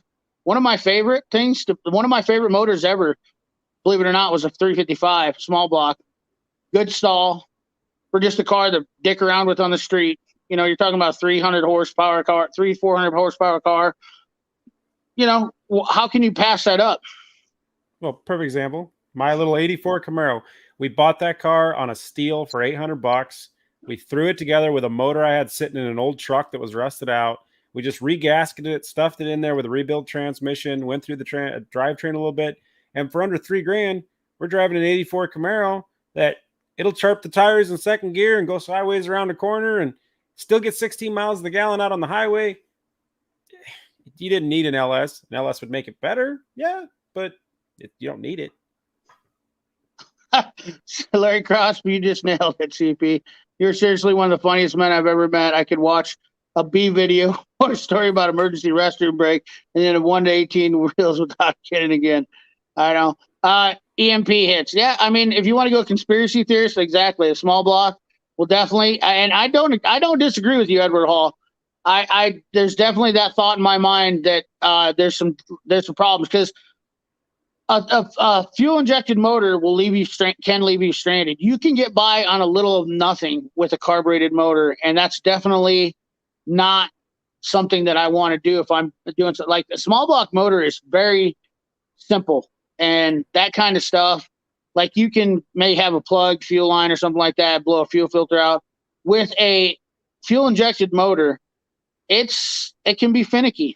You can have, one problem can lead to the next. You got O2 sensors, you got, all sorts of stuff in there that can cause computer issues. You could have a computer fry and you're dead in the water. Yep. You don't have those problems with a carbureted 350 small block, and the reliability of it, yes, in some aspects could be better if you do it right and take care of it and maintain it, because it takes a lot more maintenance. So for a guy that wants to be simple, I definitely say go with a small block, but you have to know what you want to do with.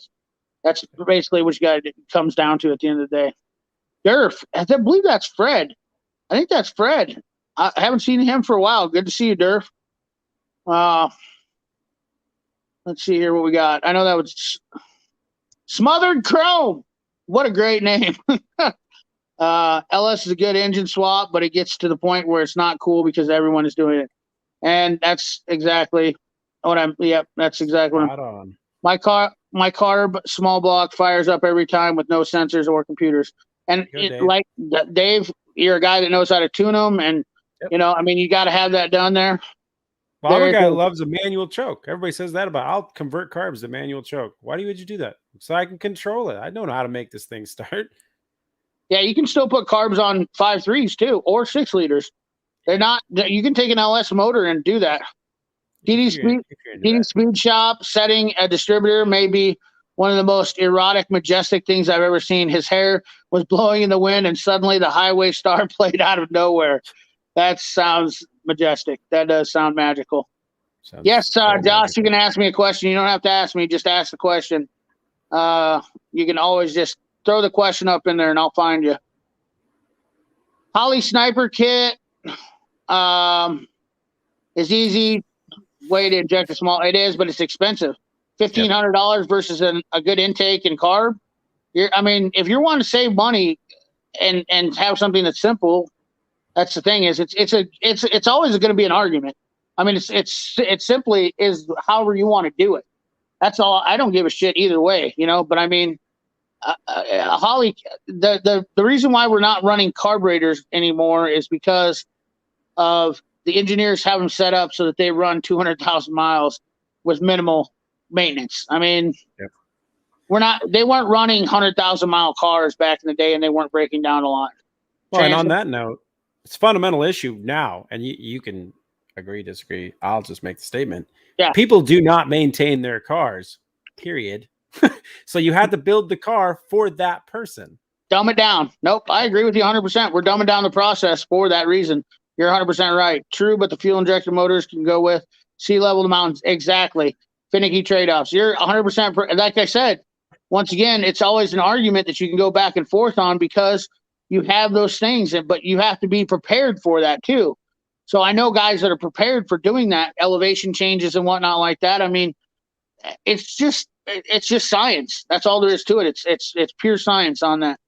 Something to keep in mind. I bought a 1956 COE straight truck with a 265 V8 and a 1-barrel carb. I drove that truck around after getting going, and I met an old guy that used to do farm hauling and stuff, and he used to drive from Iowa all the way to Illinois in a truck just like that. And he said, yeah, I used to drive one of these across the countryside. I'm like, this thing hurts my ass to drive it across town. So you got to imagine, this stuff was getting driven everywhere back in the day. It's not like it stayed local. I love people that are like, well, I just troll around town in my own muscle car. Why? Drive it to California. Who cares? Right. Exactly, dude. Then that's the thing is with the parts, the drivetrain parts today, I do believe that you can make a small block Chevy more reliable because you have better parts than you did before. They were using cork gaskets and shit like that. And there's been a lot of upgrades. Felpro has done an amazing job with becoming, where the hell is it? Yeah, here it is. I just bought a new roll. I just bought a new roll of gasket, but this gasket material now that Felpro has is 10 times better than what it used to be. Well, I So mean, even know like from back in the day. Thermatech silicone seal. I mean, I've made gaskets out of stuff that's like, you can't do that. Works. Absolutely. Speed Wrench, technically a small block, does have a computer with HEI, and a Ford does as well with the DuraSpark system. And Chrysler had one too with their lean burn system. So there's a lot of truth to that too. They were already moving to it. Yep. Occupant, DERF. What? Is that occupant? I don't know what that means. Neil F. All I know is my 6.7 Power Stroke has more electronic issues than anything. That I can believe. That is probably a true statement. Agreed. 45 years of my parts and service, and you have it dead on. Why? I've never missed your show, brother. You rock. Thank you, Tom. Appreciate you. Logic is logic. That's all there is. That's all I use. Logic and common sense. Pretty hard to, argue with that, I guess, There you go. I've been through the worst of it and been through the best of it, and I know that either way you're going to have problems. You always got to expect the worst and hope for the best, and that's kind of what I do. No perfect solutions. Off your window wiper fluid bottle sprayer, you just have to stick it in the sprayer in the carburetor and push the button. Yeah, whatever you have to do to make it go. 70 VW Bug, easiest car to work on. Run. Yeah, we went through this conversation one day. You're not doing that again. Yeah. I mean, it doesn't have water cooling system, so it's air cooled. So yeah, that does make it pretty easy to work on, and they're relatively simple. Even if they do think taking a Mr. Lube is maintaining it, even if they do. Oh yeah. You're right. Going to trust somebody else. That is 100% the thing. Is we've gotten away because we just pay for it now. And Shop Cat, you're 100% right. There's a lot of people do that. Oh yeah, an old 7.3 or 6. Dude, those old engines are a lot better than what people think. My 64 C10 was a daily driver for years. It sucked gas, but I knew how to make it run. Absolutely. I love my 55. Oh my God, 327. Dude, I didn't know you were a 327 guy. Dude, that's my favorite motor. That was my first truck. My 66 C20 had a 327, and I learned to work on a carb first. That's exactly how I learned. So I learned how to tune. I had a Holly 650 on it, and I learned how to make that motor run. Nobody would help me back then, so I had to learn, and that's how I did it. I said trial and error. Granted, it would have been easier to have somebody help me, but I did it on my own. So back then, where men were trucking cross country. Oh yeah, 50s and 60s. Yep. CP Power Stroke per minute. RVT is your friend, right? Driving a 77 Chevy K20 4x4 all around town, all kinds of looks, and offers to buy it. Absolutely, dude. People want that shit. The way I gauge cars is roadworthiness, is if it will make it to its next oil change, it will probably make it on the road trip. For sure.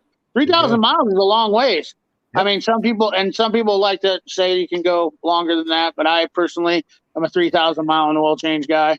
I've had machine shop guys that tell me that you don't need to change your oil, just change your filter.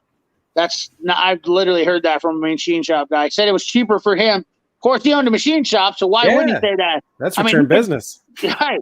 All he had to do was he could pay for somebody to pull the motor, and then he could just literally rebuild the motor for pennies on the dollar. Yep. Oh yeah, cereal boxes. I've seen some shit. Yeah. What up, Jude? Summer couch. All this engine talk. I miss trying to strip my Savage down and bare essentials to run. Hell yeah. I have a 69 Beetle in my garage. Dude, you should do a video on that Power Stroke. For sure, dude. That's awesome. I didn't know you had that. Let's go. You never talked about that. You should get that sucker running. Why do I buy cars from Copart for the drivetrain? I've been buying cars for years and shipping them up here to Canada, but I rebuild the wreckage. Hell yeah, dude. Recycling, man. Recycling the good shit. Man, we ran it almost 2,000 kilometers with the 327 on a Super T10 Holly 750 with Gorilla carbs and a 9-inch with 529 gears.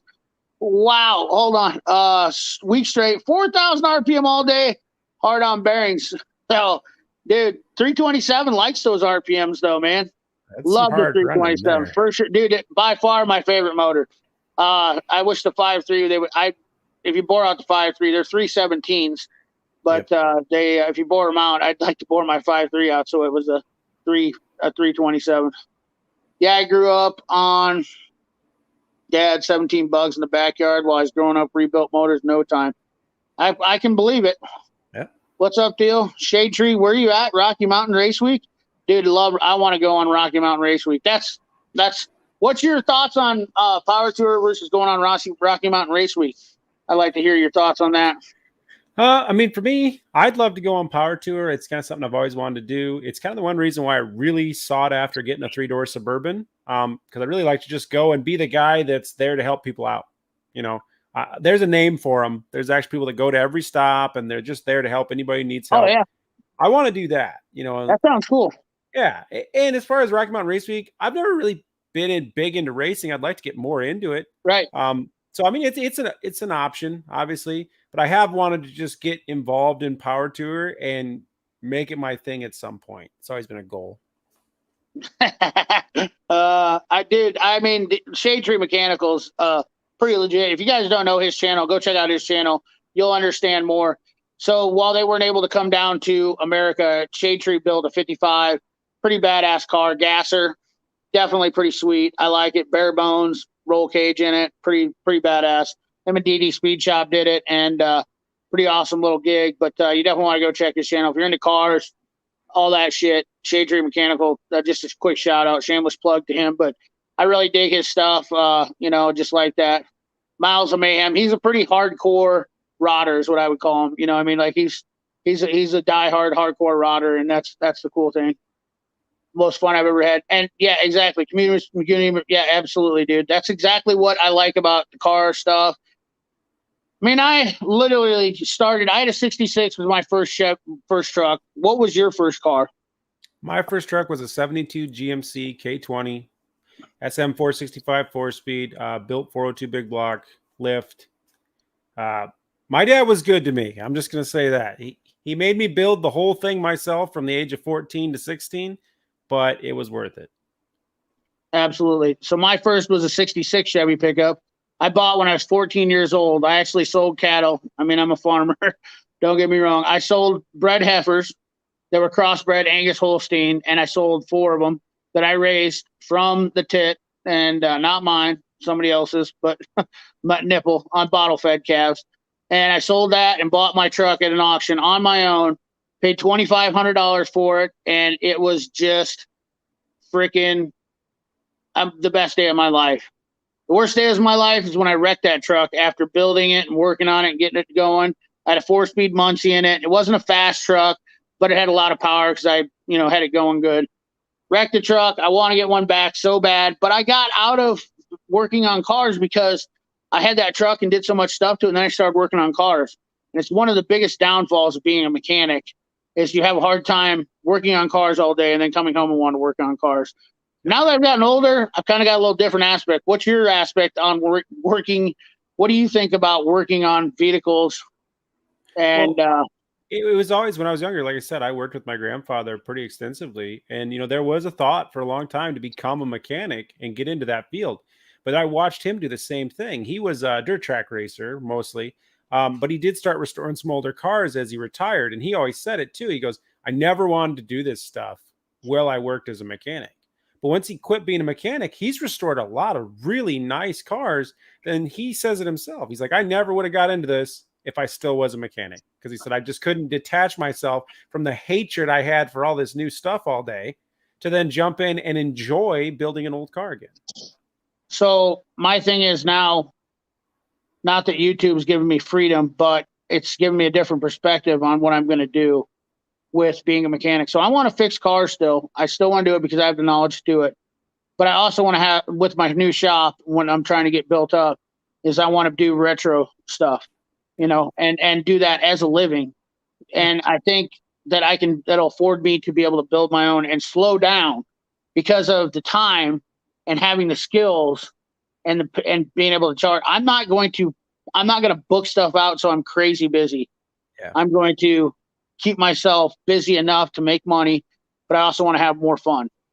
and I want to be able to pay the bills. But I'm wanting to looking on the down road slide, and I want to have fun and build stuff and work for myself and do all that stuff. So, different little talking. Anyone thought about torsion hitches like Bulletproof or Gen Y makes? I don't even know what that is. What are we talking That's a comment he put here. Anyone have any thoughts on torsion hitches like Bulletproof or Gen? I'm not sure what that means. 74 Gremlin. There you go. I had myself a 76. Party on, Wayne! Party on, guys!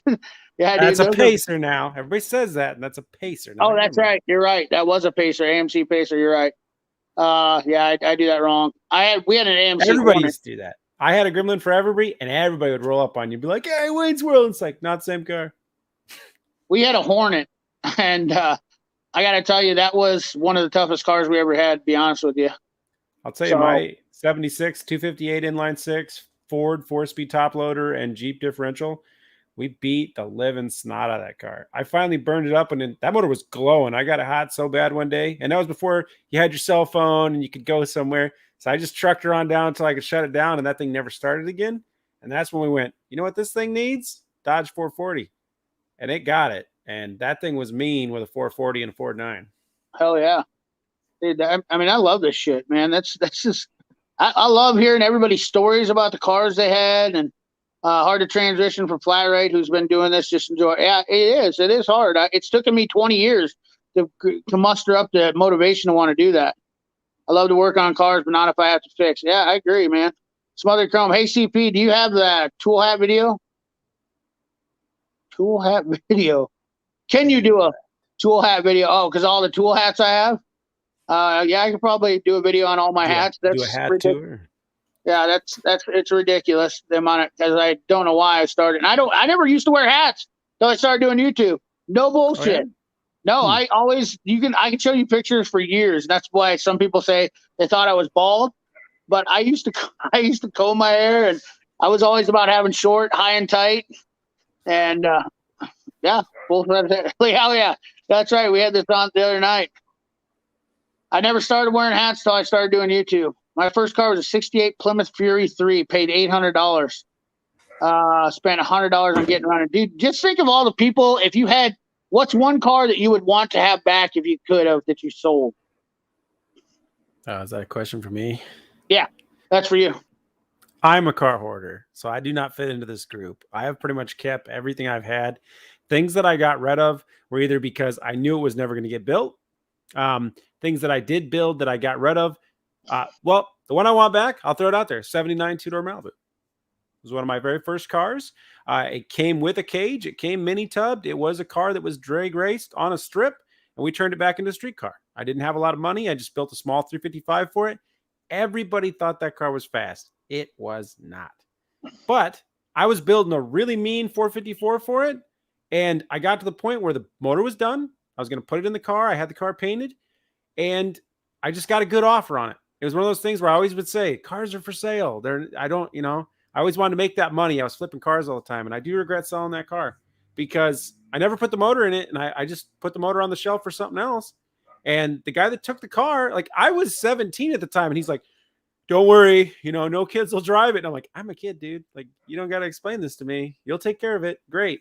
2 years after he owned it, he put a 454 with a 671 blower in it. And the car was built right, fully caged. I mean, everything was done correct on the car before I got it. And it was a beautiful car. His son took it out for prom, was racing it, and wrecked it bad. And car's gone. And it was just like, the cage held up. I mean, kid didn't die. I mean, that was important. But it was like, God, I wish I never would have sold that thing. And it was just, the worst part about it is because I was dead set on owning a 68 Camaro. I don't even know why I wanted one, but I wanted to sell that car and get a 68 Camaro. And to this day, I don't know why I did that, and I don't want a 68 Camaro anymore. Mine's my 66 Chevy pickup. I'm a truck guy. Unfortunately, that's why I haven't bought anything, because I want to have that back. That's why I don't have anything right now, because I want that car back. I want that truck back before I do anything else. I've been saving and waiting and looking, and I waited too long. I'll be honest with you. I waited too long because the fucking price of them is absolutely stupid. stupid for the price of what they want for them now. One of my biggest problems is I own a lot of square bodies. I've collected them over the years before they were valuable. I own lots of square body parts. It's always a truck we would pick up just to take the motors out of. They just good running small blocks. You just throw the truck away. Who cares? We kept a lot of those trucks. So a lot of them are sitting there without motors. But we got 20 plus square body Chevys, and I want to get rid of them. Like, I don't even want them anymore. It's like, I always loved these and they're trucks. desirable now. And I agree with you 100%. They don't get me. They don't get me fired up at all. I'll be honest with you. And you know what I actually like them for? And this sounds crazy. I want to build some of them up to use them. I want to use them as trucks. Like, I don't want one that's a show truck. Who wants that? Yep. So it's basically adjustable hitch or I don't know enough about it to even say anything about it. So Neil F., I'm going to have to decline to say a whole lot about that. Sounds like a normal torsion hitch, I guess. 64 panhead Harley. Fuck. There you go. Yeah, I can imagine. There's a few bikes. I don't want my bike back. I built an 80 KZ 1000 drag bike. I don't want it back. 73 split bumpers. I've heard a few guys say they wanted a split bumper back. 69 Camaro SS. I wish I still had her. I'll bet you do. I regret selling my 81 Ironhead. Yeah. 88 Fox Body 5-speed. You still have hope. You still have hope for that one to get something back. I've locked them, and they're really nice if you pull a trailer, but they really are spendy. We had a torsion hitches. I think it's the same thing I'm thinking of. We had them before, and they do work good. It's very hard industry to get you in if you're trying to work in customers' cars. And I realize the time about absolutely. I want my 05 Magna back with the Charger front clip. I had to sell it 7 years ago for personal reasons. All right. Not surprised. That's a better car than most of the new ones. None of my first ones are all clapped out junk. My 66 was so nice right now. Honestly, my 66 was so nice when I sold it. It was perfect hugger orange and just without the motor in it. And the way it's set, it would probably bring close to 10,000 on the market right now. And I sold it. I don't even want to tell you. I sold it for $1,600. It just makes a guy want to cry when I think how stupid it was. My first car was a 72 Pinto, 1.6 liter, and that would be a cool one to have still. I own lots of old junk. I like Dudes. It's pretty cool that he's kept a lot of his. CP and Dudes, what's up, Junkers Clunkers? P.S. I put a 302 in it. Nice. My first car was 79 Cadillac Conville. 78. Those are getting desirable too and hard to buy for a reasonable price. My dad's got an 82. Dudes, can I buy one? Nope. He doesn't sell anything. Tell you that right now. I want the 4-door 4x4. A lot of people would love to take that off his hands. For sure. Nissan 200 SX. Pulled a lot of trailer. Yep. Well, here's an added tip just to throw out a knowledge point in there. Any square body that's a 4-door long box never came as a 3/4 ton, period. All 1 tons. Yeah. I've never regretted selling any of them. It's hard to own every car if you don't sell a few. I don't regret selling anyone but that one. That's my holy grail. And I tell you what, it's been the hardest one to find because I'm so picky because I want it to be exactly how I had it when I sold it. And you're talking about a perfect truck. So, I've almost contemplated about spending $30,000 on one that's all done up just because I'm like, yeah, I'm not going to mess with it. And on that note, CP, not to cut you off on the questions there, but anybody that thinks they want to go full out, you're better off in this market right now to go find one if you know what you're looking for and buy one that's done. Right. So for you to build it yourself, the cost of building yourself is not worth it for one you can just go buy. You're not wrong. I have a 71 C10 step side that my dad bought when I was 3rd grade. Wow. That's amazing. Opel GT was my first car. Man, I've seen those all over around here. 67 Rambler. It's part of the family. Absolutely. Old shit clunker in the house. I'd love to have my 85 square body back. Yeah. Hey, guys, Louis Sandoval. We're going to wrap this up here in a second. I want to just go out with this that we are going to be doing. I should have said this earlier when Cletus was in here, but we're planning on doing a build, this Volvo that's in the background. I didn't really talk about it enough, probably, because I was more focused on just talking about dudes in his channel, because this is kind of a project build with all of us. But in April, we were planning on doing a build and a little swap on this Volvo. And this is what we're going to do. We're going to collaborate in Iowa here, and at a shop of the shop that I have lined up that I can do this at, and we're going to do a project. So there's going to be a lot of people coming around. We'll probably have some invites of some other people. I don't know yet. I don't want to say too much. I need to talk to everybody, because we're going to have a lot of people here right now, but we're going to have a few extra people probably stop by and have like a little meetup maybe in April. Don't know the dates yet. I just saw your message, Nick. So I saw you send me a message on Instagram. I don't know the exact dates, so you're going to have to stay tuned to find out. But with all that said, do you have anything else to add on the Volvo build? And it's an LSX or something. I don't remember what Cletus came up with the name. We still got a long time to talk about it. But yeah, I mean, I kind of ran through that a little bit earlier. But it's just gonna be a 6-liter Ava Denali, probably some of the better stuff to run. And yeah, I mean, I hope we can just make it all work and happen. Yeah, it's gonna be fun anyways. Just meeting up with guys and wrenching. That's the main focus of it, is just having fun and project shit show. Oh, Shade Tree's gonna come down. Hopefully the borders are opened up by then. I think they'll probably stop being dickheads by then, hopefully, and open the borders up. And can only hope. You're definitely more than welcome to come down, because it'll be a good time. I'm gonna rent it. I'm gonna buy them rent. I'm hopefully buying some kind of boat car. I was looking at a Cadillac, but I kind of fell through. But I want to buy a boat that we just beat the dog shit out of for 3 days, the old boat car, and see how much it can take. And everybody's got to drive it to go get parts, food, whatever. And just kill it on those things. And that's what the plan is, to have fun. We're gonna just have a good old time. We're gonna forget about COVID and all that other bullshit, and we're just gonna have a good time. And that's the main focus of everything. So let you go ahead and anything you want to say, closing comments? No, I think we had a pretty good go here, huh? Yeah, hell of a live stream. Thank everybody in the chat, man. You guys were awesome tonight. Definitely appreciate all the people that super chat, as always, man. All the guys support. Appreciate the new members of my channel. You guys kick ass, man, always. And just a good time, man. I'm glad Dudes came on. I appreciate him so much for coming on. Definitely Pat or somebody who can put his link into the channel one more time again for us, if you could, on the closing. Like you do that for Dudes with Wrenches. Go over and check out his channel. He's definitely got great content. Definitely something worth you guys checking out. I like his stuff. We're getting closer. Yeah. Close. And he's an Iowa guy. So, I mean, pretty much we're brothers. I mean, well, not so much, but we are. So, anyways, guys, appreciate you watching. Let's get a link in here before I sign off, so that way people can see it. RBRT bit forever. You're right, Tool Guy Ty. Have a good one, y'all. I don't know if it's anybody's in here. There it is right there. Anthony. Thank you to Anthony Robles. I appreciate that. Dudes with Wrenches. Check out his channel. 113 Cycles. Appreciate you. Check out his channel. Remember, like, comment, share, subscribe, ring that bell. Woo! Have a good one, y'all.